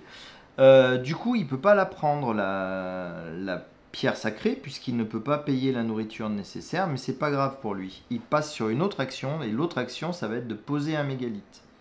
Et du coup, bah, toujours pareil, on suit les flèches. Donc il veut placer le plus à gauche possible, et plutôt vers le haut. Donc du coup, il va mettre un mégalithe ici. Du coup, moi j'attaque mon dernier tour. Je n'ai plus que la femme de la tribu en main. Je vous avouerai que ça m'embête un peu de ne pas gagner plus de cartes culture que ça. Mais pour aller en gagner des cartes culture, il me faudrait 3 forces. Du coup, il faudrait que je perde beaucoup de nourriture. Non, mais je pense que je vais refaire comme tout à l'heure en fait. Je vais... Ouais, ça m'embête. Hein. Non, non, ça m'embête trop ça. Je vais pas faire ça. Mais je sais pas ce que je vais faire par contre. Si, ce que je vais faire c'est ça. Je vais venir ici. Donc ici, il faut que je dépense de la force et des... J'ai perdu le mot. Des outils.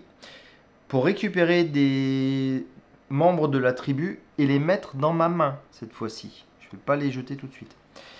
Et donc ce que je vais faire... Donc je vais la dépenser, ça va me faire déjà 1,5. Et je vais dépenser 2 nourritures pour faire 2,5. Et avec 2,5, je vais prendre 2 créatures en main, enfin 2 membres de tribu en main. Donc je vais prendre lui et je vais prendre elle. Voilà, et je paye bien sûr mes 2 outils. Ensuite, je vais pouvoir payer une nourriture pour prendre encore un de ces personnages. Donc je vais le faire. Enfin, je peux le faire. Non, je peux le faire qu'une seule fois celui-là. Donc je paye une nourriture. Et ce que je vais prendre... je pense qu'on va continuer avec le chasseur ou le chaman. Je vais pas vous faire le coup de prendre l'ancien. Allez, si. Comme ça, on variera un peu les plaisirs. Vous verrez comment l'ancien joue quand je le récupérerai. Donc vous voyez, j'ai fait cette action-ci. Et maintenant, je peux enterrer un de mes personnages de la défausse ou de ma main.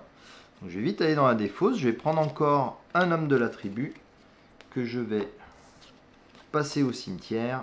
Paix à son âme. Et du coup, je suis bien. J'ai pas le bonus puisque lui, il y a déjà. Mais j'ai fini. Allez, ensuite, du coup, je reprends une carte de l'automa que j'empile toujours au-dessus. Alors cette fois-ci, il va pouvoir faire l'action qu'il avait prévue, puisque toutes les actions sont prises. Donc il marque 1 point par camp sur des glaciers, il en marque encore 2, passe à 8. Ensuite, il se réorganise, enfin il se redéploie. Du coup, il va mettre 2 camps. Ah, c'est ballot pour lui, je suis plus nombreux. Donc moi je compte pour 2, lui il compte pour 1. Tant pis pour lui. Ensuite, il reprend les points des glaciers, il reprend 2. Il repasse à 10. Et ensuite, il enterre une carte. Voilà, je pense qu'il va en avoir un sacré paquet caché là-bas dessous. Et donc, il est bon. Du coup, tout le monde a joué. Le mammouth avance à la phase d'éclipse. Moi, en phase d'éclipse, je suis à 2,5 de force. Et je vais gagner aussi ces pouvoirs-là. Mais pour l'instant, j'ai 2,5 de force. On compare notre force. Lui, il est à 0,5. Et il n'a pas stocké de cartes cette fois-ci. Donc il reste deuxième. Je suis toujours premier. Ça, c'est la bonne nouvelle. La première bonne nouvelle. Ensuite, je vais récupérer les avantages de l'éclipse. Donc je vais pouvoir monter sur le totem. Alors le totem, on a 2 pistes dessus. On peut monter indépendamment l'une ou l'autre. Alors, monter sur cette piste-là, ça va nous permettre à la fin de la partie de gagner des points. Je reprends le totem. Donc il y a 2 pistes. Si on monte sur cette piste-là, plus on va arriver haut sur la piste et plus on va pouvoir convertir à la fin de la partie les couples de nourriture et d'outils restants en points. Donc si on est dans cette zone-là, ben, il nous en faudra 4 pour marquer un point. Ici, il en faudra 3 pour marquer un point, puis 2 pour marquer un point, puis 1 pour un point. Un couple par point. Ça, c'est quand même vachement intéressant. Et cette piste-là, celui qui est le plus en avant dessus, il va pouvoir récupérer plus de points en fonction de ce qu'il aura enseveli sous sa carte cimetière. Donc je vais commencer par monter là-dessus, parce que si je le laisse faire, c'est lui qui sera devant, c'est sûr. Parce que lui, justement, l'automa, je ne l'ai peut-être pas dit tout à l'heure, il privilégie cette piste-là. Tant qu'il n'est pas en haut de la piste de droite, il ne commence pas la piste de gauche. Donc ça, c'était ce bonus-là. Ensuite, je fais ce bonus-ci, donc ça me fait gagner deux outils. Et donc, eux, ils ont terminé. Ensuite, je fais mon bonus de position, donc je vais pouvoir poser un mégalithe de nouveau. Ah, là, ça peut être intéressant d'acheter une carte culture gratuitement. Ouais, je vais faire ça. Ah non. Alors, il faut que je vous explique un truc à propos des mégalithes. Si je le place ici, vous voyez, on a 4 mégalithes côte à côte. Et on va pouvoir poser un 5e mégalithe par-dessus ces 4-là. Ce qui va permettre de gagner des points. Et si je me mets comme ça, l'automa, dès qu'il va vouloir placer un mégalithe, ça va être sa priorité de venir se planter là. Ça m'embête de lui laisser gagner des points aussi facilement. J'aimerais bien faire quelque chose qui lui facilite pas trop la vie. Non, mais ça fait rien. Ça fait rien. Je vais prendre une carte de culture parce que regardez celle-ci, elle est quand même vachement bien. Je défausse une carte, je monte de 2 crans sur la piste là-bas. Je récupère de la nourriture, j'enterre quelqu'un, c'est trop bien. Les terres funéraires, très bien. Et du coup, ça vient dans ma main tout de suite. Ensuite, je vais pouvoir passer aux bonus qui sont sur mon plateau. Donc on commence par les pierres sacrées. Donc vous voyez, je gagne 2 points par forêt où j'ai un village. C'est cool, je gagne 4 points. Donc je passe à 5. Ensuite, je vais gagner une arme. Je vais les appeler des armes, parce que les outils, je me mélange tout le temps. Et je pioche encore une carte. Tout ça parce que j'ai posé un village et que j'ai installé des mégalithes. Donc ça, pour mon plateau, c'est cool. Et ensuite, je vais pouvoir faire ici. Donc je vais gagner 2 nourritures. Je gagne 2 haches. Je monte encore d'un cran sur la piste. Et je pose encore un mégalithe. Allez, je l'avais oublié que je posais encore un mégalithe. Bah du coup, pour éviter que lui me prenne la place, on va se mettre là. Et donc quand on place un mégalithe en hauteur comme ça, on va gagner 1 point par mégalithe qui est en dessous, qui est neutre ou à notre adversaire, et 2 points par mégalithe qui sont à nous. Donc du coup, je vais faire 2, 4, 6 points de plus. Et je passe à 11. Et je passe devant. Non mais... Bon, rassurez-vous, ça va pas durer. Hein. Du coup, à son tour, il va piocher une carte. Donc rappelez-vous, quand il pioche une carte, tout ce qu'il fait, c'est qu'il en met une au cimetière. Ça, c'est bon. Ensuite, sur son plateau, il a débloqué ça. Donc il va gagner quand même une hache. Ensuite, sur cette zone-là, donc là, il n'y a rien, il n'y a rien. Là, par contre, il gagne 2 points. Ça, c'est pas cool du tout. Donc il repasse devant.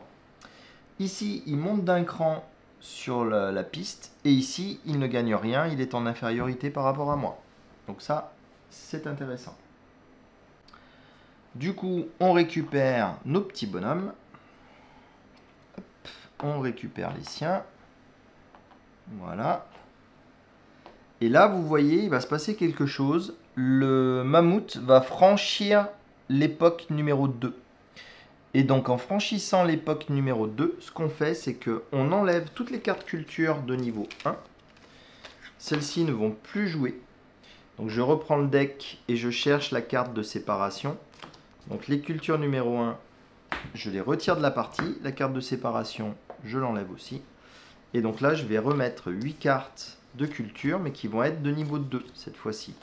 Et qui sont normalement un poil plus puissantes. Et puis surtout, qui vont peut-être apporter plus de points. Hop. Voilà. On remélange son truc là. Normal. Si vous mélangez par là, montrez que je mélange bien, que je ne triche pas. Quand je triche, c'est que je fais une erreur de règle. Hein. Je n'aime pas tricher volontairement. C'est pas drôle. Ça gâche le plaisir et la saveur de la victoire quand elle arrive. Du coup, je repioche 5 cartes. Donc 1, 2, 3. Hop, on remélange ça.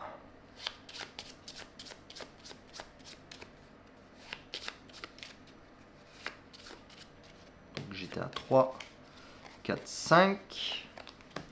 Et donc, je ne sais pas si vous avez percuté, mais le principe, comme on pioche plein de cartes entre-temps, on peut se retrouver avec beaucoup plus de cartes en main que les 5 seulement de départ. Ça, c'est pas mal. Et vous avez vu, en plus, j'ai tiré... Bah non, je ne l'ai pas tiré, je l'ai récupéré. C'est bon, j'ai mon truc là. En plus, j'ai un homme de la tribu que j'aime bien me débarrasser d'eux. C'est nickel. Bah du coup, je vais commencer par ça. Donc, je vais commencer par jouer cette carte culture. Du coup, je défausse mon homme de la tribu. Et donc maintenant, je vais pouvoir gagner les bonus qui sont dessus. Donc je monte 2 fois sur le truc de l'idole. Ça, c'est cool. Je gagne une nourriture. Bien sympa aussi. Et surtout, j'enterre encore une carte. Hop. Donc l'homme de la tribu, je viens de défausser. Il est enterré. Donc là, c'est bon. J'ai joué cette carte-ci. Et là, je viens de voir quelque chose indispensable à faire très rapidement. Donc je vais venir ici. C'est ça. Je vais venir ici. Ce que je vais faire, donc je peux dépenser 3 forces pour acheter une nouvelle carte culture. Alors là, il faut que je les regarde 2 secondes. Ah, c'est chaud, elles sont toutes bien. C'est une horreur. C'est pas grave, je vais... Bon, en tout cas, je vais dépenser mon homme courageux. Donc, je suis à 2,5 plus 2. Donc, pardon, 1,5 plus 1. Donc, je suis à 2,5. Et un homme de la tribu. Du coup, j'arrive à 3,5. Donc, c'est ce qui est nécessaire pour prendre une carte. Je suis plein d'hésitation, mais je vais prendre celle-ci. Donc, celle-ci, elle me permet de jouer une nourriture. Et je récupère la carte du dessus des animaux. Et en plus, je pioche une carte. Je pense que ça va être pas mal. Donc ces deux-là sont défaussés. Mais c'est pas ça surtout que je voulais faire. Bah, c'est pas le truc le plus important que je voulais faire. Le plus important, c'était celui-ci.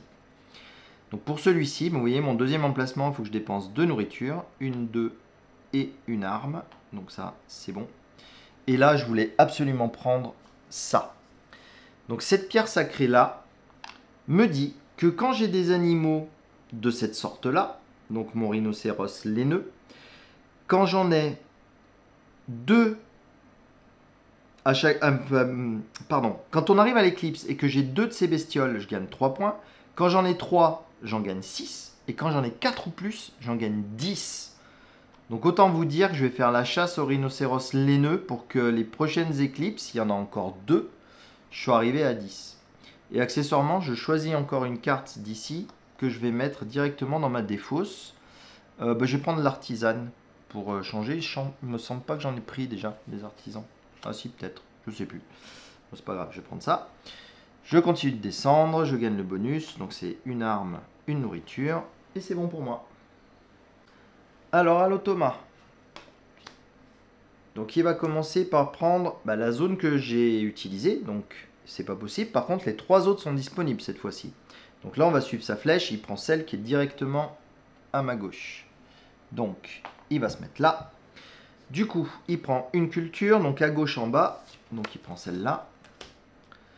Ensuite, il va faire du monolithe. Alors, j'ai bien fait de faire ma pile là, sinon il serait venu là direct, sans regarder la flèche. Et sinon, il veut la plus à droite, la plus à gauche, pardon. Et la plus à gauche, c'est là ou là. Et il veut en bas. Pas très stratégique pour lui, mais ma foi, ça m'arrange. Et c'est tout pour lui. Du coup, mon tour commence. Je vais jouer directement une carte culture. Donc, je vais défausser une nourriture. Je vais piocher une bestiole. Ah, dommage, c'est pas un ver. J'aurais bien aimé. Et surtout, je reprends une carte. Hop. Et ben, un chaman, ça peut être pratique, mais surtout à l'éclipse. Donc moi, ce que je vais faire, c'est que je vais aller ici. Je vais continuer mes conquêtes. J'utilise 2 armes pour poser mes 2 tentes. Ensuite, je descends ici. Alors, combien de mains je vais pouvoir utiliser pour déplacer ce que j'ai besoin de déplacer? Donc, je voudrais en mettre une ici. Donc, j'ai besoin que de 1. Je vais utiliser juste le chasseur. Hop, je vais déplacer cette tente ici. Ça sera bien suffisant. Et ensuite, je fais cette action-là. Je dépense 3 nourritures. 1, 2, 3. Je place de nouveau une grosse maison. Tchouk. Je récupère mes 3 tentes. 1, 2, 3. Voilà. Et j'avance ici. Je pose encore une tente. Et je peux me déplacer. Et là, mon déplacement, je ne sais pas trop vers où l'orienter. Si ce que je vais faire, c'est que je vais venir ici. Je vais venir ici et je vais essayer de poser un village sur ces 3 là pour bénéficier du glacier, parce que j'ai mis le module glacier, mais en fait je ne mets pas de village sur la glace, du coup ça sert à rien. Et donc on va faire un truc comme ça. Allez, du coup, on reprend l'automa. Lui, il va vouloir... De toute façon, il n'a pas le choix, il n'y a plus qu'une seule zone de libre. Donc il veut faire autre chose que la zone de libre. Donc il va à la zone de libre. Il pioche un nouveau... Un vert, c'est à moi ça. Ensuite, il prend une culture, donc la plus là et en haut. Hop. Ouais, je dis là parce que droite-gauche, moi je suis désolé, mais mon cerveau il sait pas faire. Il a jamais su faire. Et du coup, il reprend une culture, donc pareil, la plus là-bas. Alors vous voyez, la plus là-bas droite, du coup, la plus à droite. Et là, il n'y a pas de choix. Il y en a une en bas. Donc la flèche, la petite flèche qui dit de pointer vers le haut, elle ne compte pas. On ne prend pas celle-ci. On prend celle qui est le plus à droite. Donc la plus à droite, c'est le cheval. C'est dommage, je l'aimais bien aussi, le cheval. Tant pis. C'est lui qui l'a pris. Voilà. Donc moi, pour mon nouveau tour, ce que je vais commencer par faire, c'est jouer une carte culture, comme toujours. Donc ça me coûte une nourriture. Je vais pouvoir poser une nouvelle tente, toujours au milieu. Et je vais pouvoir en déplacer une. Celle que je vais déplacer, c'est celle-ci. Je vais venir la mettre là, histoire de le challenger là-dessus.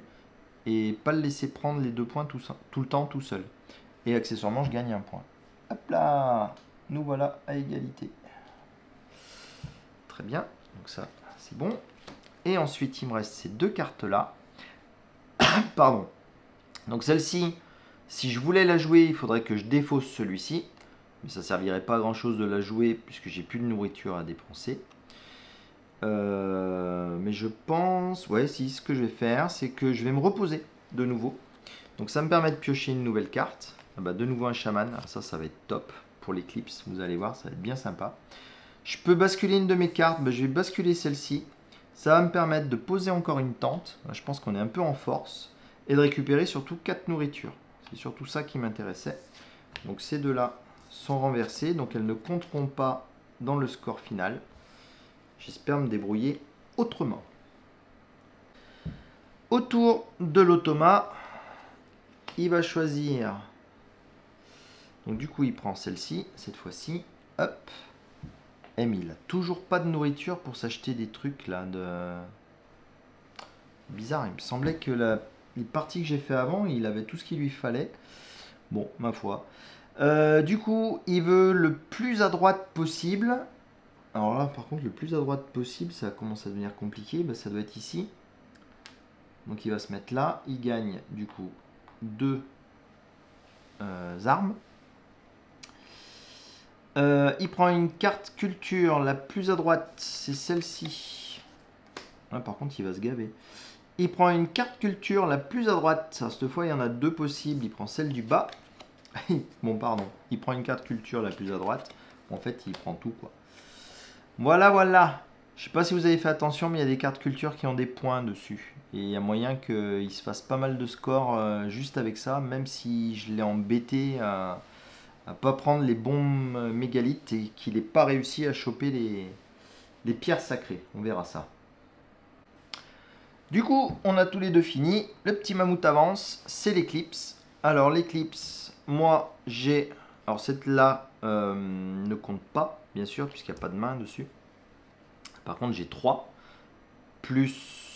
Je sais plus où il est marqué, ici. Donc j'ai 4,5 pour l'éclipse. Donc je le crains pas trop, vu qu'il n'a pas utilisé de carte, lui. Donc il est à demi plus 1. Donc il fait 1,5. Je reste premier. Ça, c'est très bien. Je vais faire mes chamans tout de suite, puisque je les ai sous les yeux, ça m'évitera de les oublier. Donc ils progressent de 2 sur la barre ici. 1, 2. Et vous voyez, je viens de passer cette barre là. Donc je gagne 2 points. Donc on passe à 14. Voilà, donc ça je peux le défausser. On est bon avec ça. Ensuite, comme je suis premier, je peux poser un mégalithe. Alors je pose mon mégalithe. Bah écoutez, je vais le poser ici. Ça va continuer à me faire grimper ici. Ce que j'essaye de faire au plus vite. Et en plus, je peux prendre une carte de ma défausse et le mettre au cimetière. Est-ce que j'ai encore des hommes de base? Ah oui, si, j'en ai encore un. Je croyais que j'en avais plus, donc j'allais vous montrer ce qu'il allait falloir faire comme choix. Mais non, c'est bon. J'ai vérifié dans la notice dans quel ordre on faisait les éléments d'éclipse. Parce que je me suis dit, suivant si je commence par ça, que je débloque un truc ici, qui peut me rajouter des machins là-haut, qui peut me faire gagner des points, il y a peut-être un ordre à respecter. Effectivement, il y a un ordre qui est donné. Alors je ne sais pas s'il est vraiment important. Donc l'ordre, c'est d'abord ça. Ensuite nos cartes. Et j'ai oublié. Donc je reprends. C'est d'abord le plateau principal. Ensuite les cartes qu'on a jouées pour l'éclipse. Ensuite le terrain. Et enfin le plateau joueur. Il faut essayer de faire les choses dans cet ordre-là. Donc ça je l'ai fait. Ça je l'ai fait. Ça c'est bon. Donc je vais faire le terrain. Donc le terrain me fait gagner 2 haches. Je gagne aussi 2 nourritures. Je gagne ensuite, je monte encore un cran ici, je gagne 3 points. Je passe à 17. Je gagne un monolithe. Alors, ça tombe bien, je vais me mettre ici. Comme ça, je gagne encore 2 points. Hop, hop. Enfin, je gagne encore 2 niveaux. Et je prends 5 points. Je passe à 22. Là, je pense que je suis bien au niveau de ce truc-là. Et je peux encore enterrer une carte. Donc là, cette fois-ci, j'ai plus d'hommes de base, d'hommes de tribu. Du coup, je vais sacrifier une de mes cultures. Et c'est la culture de base que je voulais supprimer. Ben, elle est là. Hop. Donc je vais supprimer la fête communale qui m'a servi une fois, peut-être 2. En tout cas, je l'enterre. Donc on peut enterrer effectivement des cartes de tribu ou des cartes de culture. Peu importe. Donc c'était ce truc là. Ici, bah, du coup j'ai oublié. Ici, je gagne encore 2 nourritures. 1, 2, puisque les 2 nourritures c'était celle-là. Et là, je gagne encore 2 points. Je passe à 24. Voilà.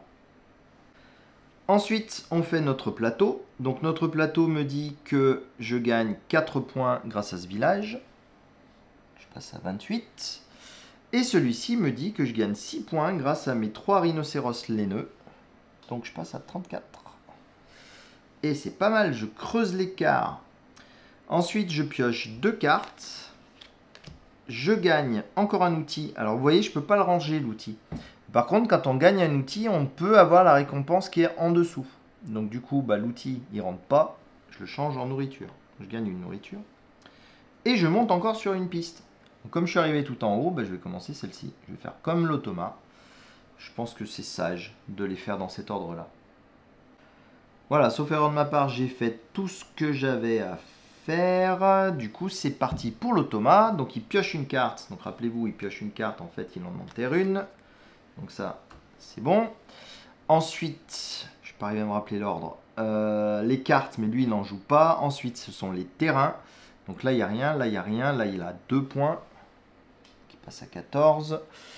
Là, il n'a plus assez d'influence. Et là, il monte d'un cran. Eh ben, t'es un peu à la traîne, pépère. Ensuite, il fait son plateau. Donc, son plateau lui fait gagner encore une hache. Et c'est tout, puisqu'il n'a toujours pas posé de truc ici.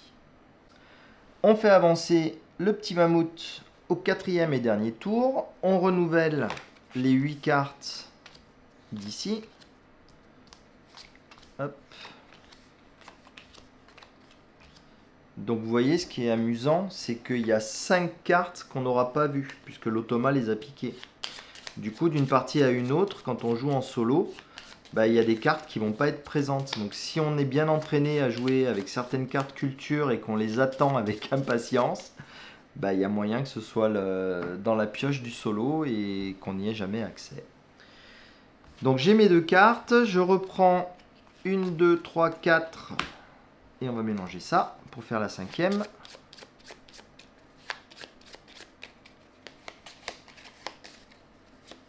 Hop.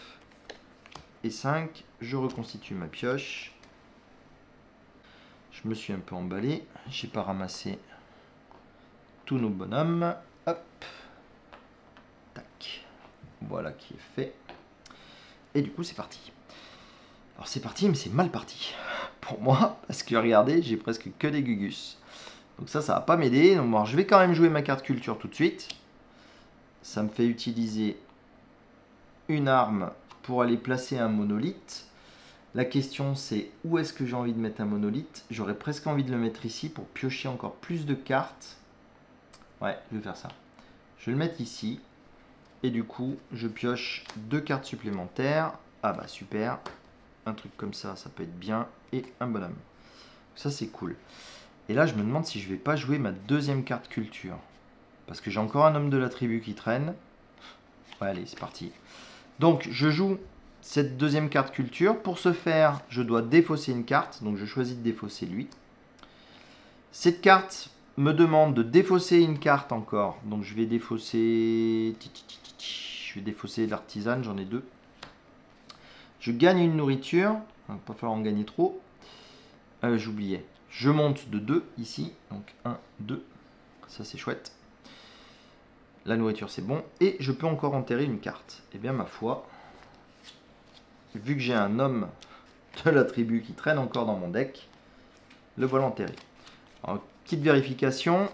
J'en ai 1, 2, 3, 4, 5, 6 cartes. Pour gagner un maximum de points à la fin de la partie, il m'en faut 7 de cartes enterrées. Donc je pense que je vais continuer à enterrer au moins une fois parce que là on est bientôt arrivé au bout. Donc moi je pense que ce que je vais faire, c'est que je vais encore retourner chercher des cartes culture. Donc je vais utiliser ces 2 là pour avoir 3 points, ce qu'il faut pour prendre une carte. La carte que je souhaite prendre, ça va être celle-ci. Voilà, donc j'ai encore 3 points en main, donc je pourrais les jouer. Ou je pourrais dépenser ma nourriture. Je vais dépenser ma nourriture. Ça sert à rien que j'ai autant de nourriture, je pense, pour l'instant. Ouais, ça en fait dépenser beaucoup quand même. Non, laissez tomber. Je vais pas faire ça, ça va faire une bêtise. Allez hop, je passe ça. Du coup, je vais pouvoir mettre un truc sur mon dernier emplacement. Donc ça me demande une hache et 1, 2, 3 nourritures. Et celui qui me fait de l'œil, c'est celui-ci, qui est assez fou. Il me fait gagner 1 point tous les 2 niveaux que j'ai montés sur la piste de l'idole. J'ai compté, là je suis à 6 points pour l'instant. Faut que j'essaye de monter encore un peu. Et en plus, je vais récupérer une carte d'ici que je vais mettre directement dans ma main. Du coup, je pense que je vais prendre le chaman, histoire d'être sûr d'arriver au bout, du bout, du bout, du bout. Peut-être. Allez, on est reparti pour l'automa. Lui, ce qu'il veut faire, c'est la première colonne. Ça, très bien. Il peut la faire sans problème. Il va chercher du mégalithe. Alors, de nouveau, il ne peut pas faire un groupe de 4. Donc, il va suivre ses flèches. Donc, la plus à droite possible est plutôt en bas. Donc, les plus à droite, c'est celle-ci et celle-là. Et la plus en bas, c'est celle-ci. Du coup, il se met là. Ça, c'est une bonne nouvelle pour moi, parce que moi, du coup, je vais pouvoir lui faire un truc là, peut-être. Il gagne une arme, il peut plus en gagner, du coup, il gagne de la nourriture. Enfin, j'ai envie de dire. Et il enterre une carte. Peut-être qu'il va arriver à faire un truc au dernier tour. Soit j'ai eu énormément de chance, soit j'ai raté quelque chose. Donc, n'hésitez pas à me le dire en commentaire si j'ai loupé de la nourriture pour lui à un moment. Mais j'ai vraiment aucun souvenir d'avoir fait une partie comme ça où il était bloqué niveau nourriture. Moi, les autres parties, il avait rempli les 3 trucs là. À toutes les éclipses, il se faisait 6 points. Je sais pas. Mais en tout cas, c'est cool pour moi. Et je viens de me rendre compte que je me suis emballé. J'avais pas fini mon tour. Fallait que je vienne ici et que je gagne une hachette et de la nourriture. Du coup, je vais jouer ma carte culture tout de suite, qui me demande une hachette. Je vais placer vous m'avez compris, un monolithe. Je vais le mettre ici. Ah, quoique, non, je vais peut-être l'embêter et faire des points. Est-ce que ça vaut le coup? Non, j'ai pas envie de l'embêter pour ça. Non, je vais pas l'embêter. Je vais faire ça, je vais monter de 2 crans. 1, 2. Vous voyez là, j'ai passé cette icône-là, donc je peux enterrer une carte. Et j'ai aussi cette icône-là ici, donc je peux enterrer 2 cartes. Donc, je peux enterrer 2 cartes. C'est pas utile d'en enterrer 2. Par contre, je vais enterrer directement celle-ci, puisqu'elle ne reviendra plus. Hop. Donc, je vais en enterrer qu'une. C'est bon, je suis à 7. 1, 2, 3, 4, 5, 6, 7. Juste pour être sûr, je vais enterrer aussi celle-là. Hop, une autre carte culture qui ne reviendra plus. Je crois pas, en tout cas, qu'elle revienne. Voilà. Je viens de me rendre compte que j'ai été un peu bête. J'ai pas joué mon artisane tout à l'heure quand j'ai fait ça. Donc l'artisane, quand on fait cette action-là, du coup, elle rajoute une main, donc elle est à 2 mains, plutôt que d'utiliser d'autres qui étaient à 1,5. Ça n'aurait pas changé grand-chose, mais bon, bref, c'est pas grave. Donc là, je vais partir en chasse, cette fois-ci. J'ai l'instinct du chasseur là qui remonte. Donc j'utilise évidemment un chasseur, donc il a 2 mains.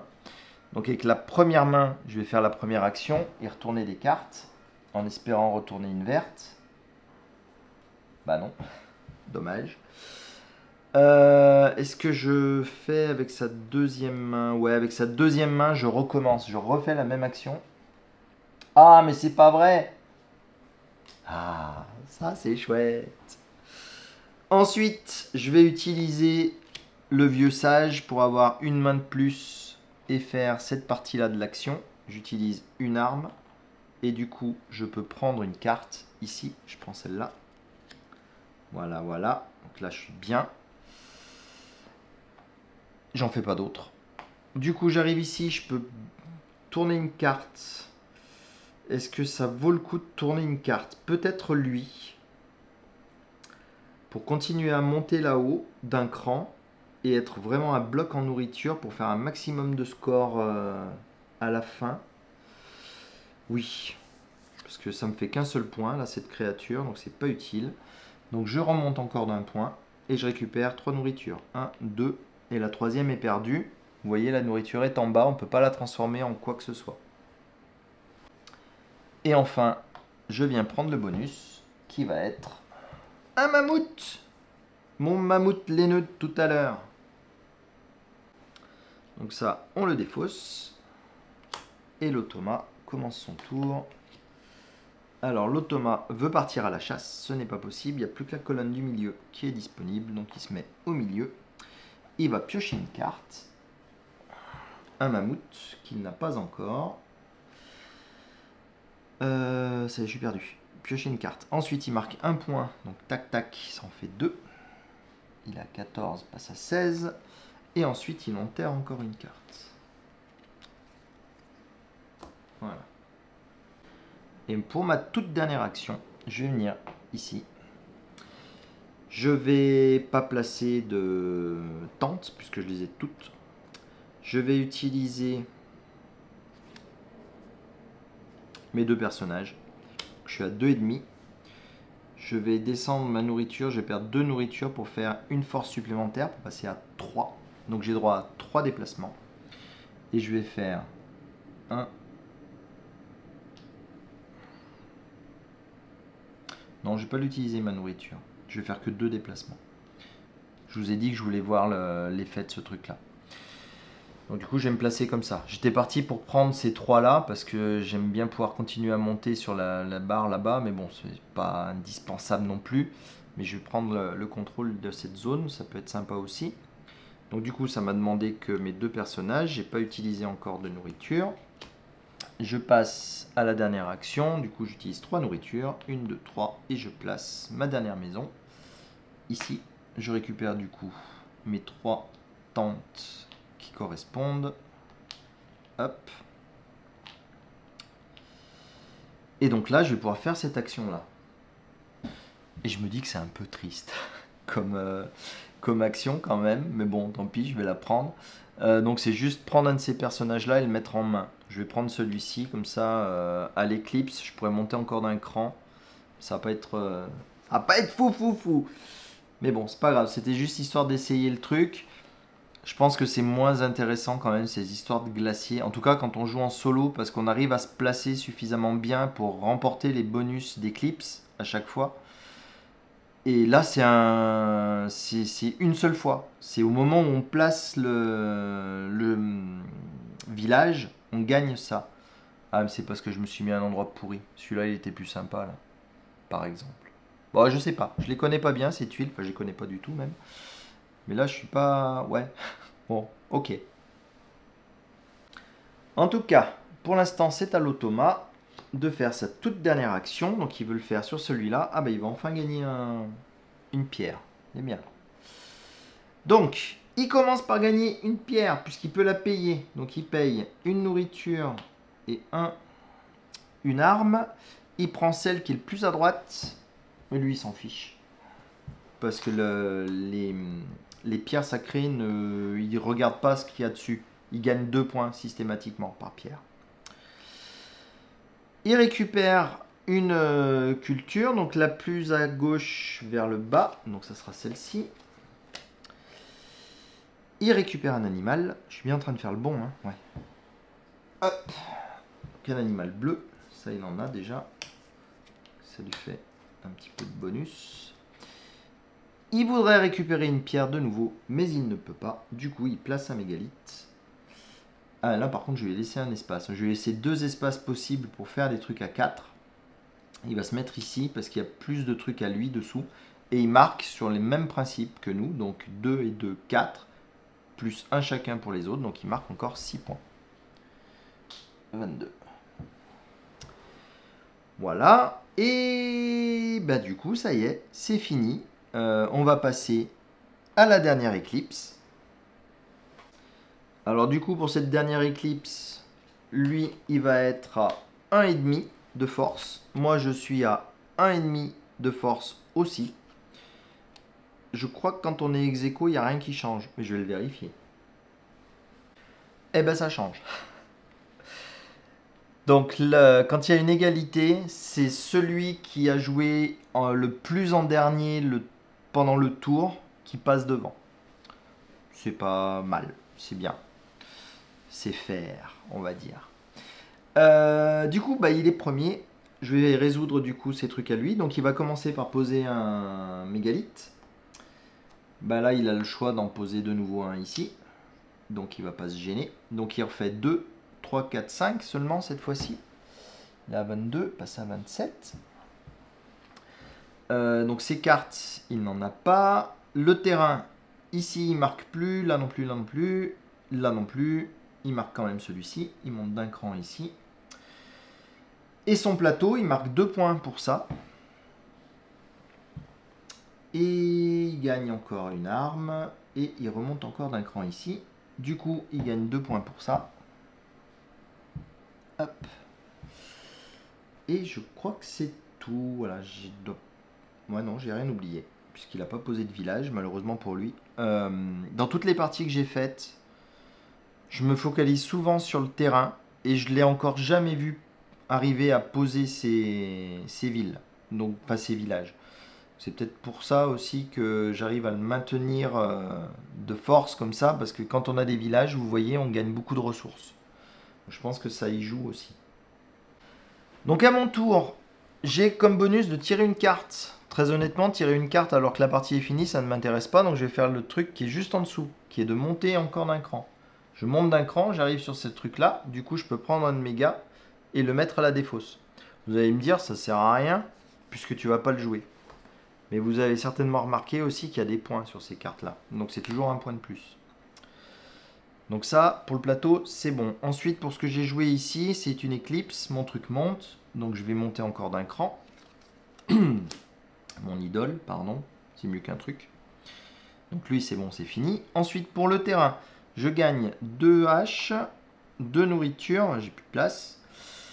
Donc 2 haches, 2 nourritures. Ça, c'est bon. 2 nourritures. Je monte encore d'un cran. Hop, et je gagne un bonhomme que je mets dans ma main. Je mets n'importe lequel, on s'en fout, on s'en fiche, pardon. L'éclaireur, je suis pas sûr, je crois que je l'ai pas joué l'éclaireur, je ne l'ai pas sorti. Bon, je sais pas. Ça c'est bon, 2 nourritures, je peux toujours pas les mettre. Je peux le convertir en rien. Ça, un mégalith. Ah, un mégalith, ça m'intéresse, c'est mon dernier mégalith. Et bien pour mon dernier mégalith, je vais mettre... Alors je vais monter déjà 2, donc j'ai pas besoin de prendre ça. Qu'est-ce que je vais pouvoir faire d'intéressant là? Je vois rien de formidable. Non, là j'ai pas bien de choix très intéressant. Ah si, je vais me mettre là. Non, ça sert à rien. Hop, je me mets là. Allez, je vais pas chercher pendant 107 ans. Donc je gagne juste une hache. Et ensuite ici, je gagne 2 points. Je me rappelle pas si... Ah mais non, je ne les ai pas comptés les 2 points, puisque j'ai mon village dessus. Lui, il n'a plus l'influence. Donc c'est moi qui marque les 2 points. Et uniquement moi. Donc là, les terrains, c'est bon. Maintenant, on passe à cette partie-là. Donc de nouveau, avec mes forêts, je gagne mes 4 points habituels. Vous voyez l'importance d'avoir ces pierres très rapidement dans la partie. Là, cette fois-ci, des moutons laineux, là. Non, pas des moutons, pardon, des rhinocéros laineux. J'en ai 4 ou plus, donc je marque 10 points d'un coup. On passe direct à 50, ça c'est chouette. Et ensuite, ce truc-là, je gagne 1 point tous les 2 que j'ai de niveau atteint. Donc là, j'ai atteint 1, 2, 3, 4, 5, 6, 7, 8, 9, 10. Donc ça fait 5 points. Et 1, 2, 3, 4, 5, 6, 7, 8, 9. Ah, ça fait que 4 points. Sniff. Hop, je passe à 59. Je gagne encore une hache que je ne peux pas gagner. Je pourrais la convertir en nourriture, mais je ne peux pas la gagner. Je pioche des cartes. Ah, ça m'intéresse. Parce que piocher des cartes, vous voyez, je peux le convertir en monter sur le truc. Donc, je vais encore monter sur le truc. Hop. Et là, maintenant, toutes les montées que je pourrais avoir sur la piste là-bas, c'est 1 point de plus. Donc, j'ai converti une montée. Donc, j'en ai encore 2 ici et 2 là. Donc, j'ai encore 4 montées. Donc, je fais 4 points. 1, 2, 3, 4. Voilà. Et là, je pense que on a terminé. Il n'y a plus qu'à faire le décompte de score final. Donc, ce que je vais faire pour une fois, c'est que je vais compter le Thomas d'abord pour voir s'il arrive à me rattraper. J'espère qu'il va me rattraper, qu'il y a un petit peu de suspense. Du coup, la première chose qu'on va compter pour le Thomas, ce sont les ressources, les points qui marquent sur les ressources. Mais comme il n'est pas monté sur cette piste-là, bah, du coup, on ne va rien compter du tout. Donc là, il est déjà à 0. Donc ensuite, on regarde sur la piste d'idole. Il est deuxième sur la piste d'idole. Du coup, on va regarder la... Ça y est, je suis perdu. Cette position-là, la position intermédiaire. Donc, la position intermédiaire, s'il a entre 1 et 3 cartes, il va marquer 3 points. S'il en a entre 4 et 6, il marque 6 points. S'il en a 7 ou plus, il marque 10 points. Je pense qu'il en a largement plus de 7. 1, 2, 3, 4, 5, 6, 7, 8, 9. Donc, du coup, il marque 10 points. Donc, il est à 31, il passe à 41. Ensuite, puisque c'est pas trop un tricheur, il va compter les points qu'il a sur ses cartes culture parmi celles qui étaient enterrées. C'est 9 cartes qui étaient enterrées. Celles qu'il a récupérées en cours de partie, qui ont fait une pioche de sacrifice, il ne va pas les compter. Donc du coup, ça lui fait 1, 2, 3, 4, 5, 6, 7. 7 points supplémentaires pour lui. Il passe à 48. Et enfin, on va compter ses animaux. Donc le vert, il n'en a qu'un, ça fait 1. Celui-là, il en a 2, ça fait plus 3, 4. Celui-là, il n'en a qu'un, ça fait 6. Celui-là, il n'en a qu'un, ça fait 7. Celui-là, il en a 2, ça fait 10. Donc il fait encore 10 points de plus. Il passe à 58. Et malheureusement pour lui, sauf erreur de ma part, il n'y a plus rien d'autre à lui compter comme point. C'est la première fois que je le vois monter si peu en termes de score pendant la partie. Toutes les parties que j'ai fait précédemment, il était devant moi au score et j'ai eu énormément de mal à le rattraper. Je suis très étonné. J'ai vraiment peur d'avoir fait une bêtise. Bon, en tout cas, je vais compter les miens de points maintenant et on va voir jusqu'où j'arrive. Donc on va refaire la même chose dans l'autre sens. Hein. Donc on va commencer par la piste d'honneur. Donc la piste d'honneur pour les... Alors il faut que je vérifie si c'est les couples, armes, nourriture ou si c'est par pièce. Donc c'est ça, c'est pas par pièce, mais c'est toutes les deux ressources. Donc cumulé, je suis à 7 et 5. Je vais être encore ridicule. 12, donc ça me fait 6 points. Pardon, oui, 6 points, puisque je gagne 1 point toutes les deux nourritures. J'étais à 63, je crois, j'ai levé le pion un peu trop vite, donc je passe à 69. Ensuite, comme lui, on regarde ma position sur la piste, c'est moi qui suis tout en haut, donc je regarde la première façon de faire. Donc si j'ai 7 cartes ou plus, je vais gagner 15 points. Donc 1, 2, 3, 4, 5, 6, 7, 8, donc c'est bon, je gagne 15 points. Donc de 69, je passe à 84. Mes cartes animales, donc le mammouth laineux, je n'en ai qu'un, il fait 2 points. Donc je suis à 86. Et par contre, le rhinocéros laineux, lui, j'en ai 4 ou plus, donc je fais encore 10 points. Donc je passe à 96. Et enfin, on rassemble toutes nos cartes de la main, du cimetière, de la pioche et de la défausse. Et on compte tous les points qu'il y a dans tout ça. Donc c'est parti, il y a 1, 2, 3, 4, 5, 6, 7, 8, 9, 10, 11, 12, 13, 14, 15, 15, 16 points de plus. Du coup, 16 points de plus, je suis à 96, ça fait 102, 112, si je ne me trompe pas. Bon, en tout cas, ça fait gagner. Voilà, donc j'ai pu retourner mon petit pion pour montrer que j'étais à 100 ou plus. Et voilà, c'est une grosse victoire avec un max d'avance. C'est louche, c'est très louche. J'y crois peu. À moins que j'ai une bonne stratégie à ce jeu. Mais bon, voilà, je sais pas. En tout cas, j'espère que ça vous a plu. Moi, je l'adore ce jeu. Franchement, le graphisme est complètement fou. La qualité du matériel est vraiment top. Enfin voilà quoi, c'est vraiment un gros coup de cœur. Bon, pas autant qu'Anachronie quand même, faut pas abuser. Je préfère le thème d'Anachronie. Mais quand même, celui-ci, il est vraiment réussi. C'est chouette, c'est vraiment chouette. On passe un excellent moment. Voilà, ça sera tout pour aujourd'hui. La prochaine fois, pas tout de suite, mais les prochaines vidéos sur ce jeu, je commencerai à introduire les différentes extensions. Et puis je vais mixer avec d'autres jeux aussi, parce que comme vous le savez, j'en ai tout plein d'autres à vous montrer encore.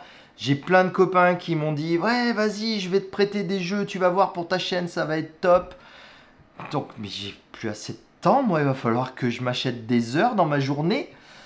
Bref, voilà, c'est toujours un plaisir de partager tout ça avec vous. N'hésitez pas à mettre des commentaires. Si vous voyez les bêtises que j'ai pu faire qui ont rendu l'automa aussi faible, n'hésitez pas à me le faire savoir. Je mettrai des sous-titres de correction avec plaisir. Et puis mettez-moi un petit pouce bleu et puis continuez de vous abonner en masse comme vous faites ces derniers temps. C'est vraiment super. Et voilà. En attendant, continuez de jouer un maximum en solo ou en multi, c'est toujours bien. Et puis portez-vous bien, c'est important. Et à la prochaine. Salut!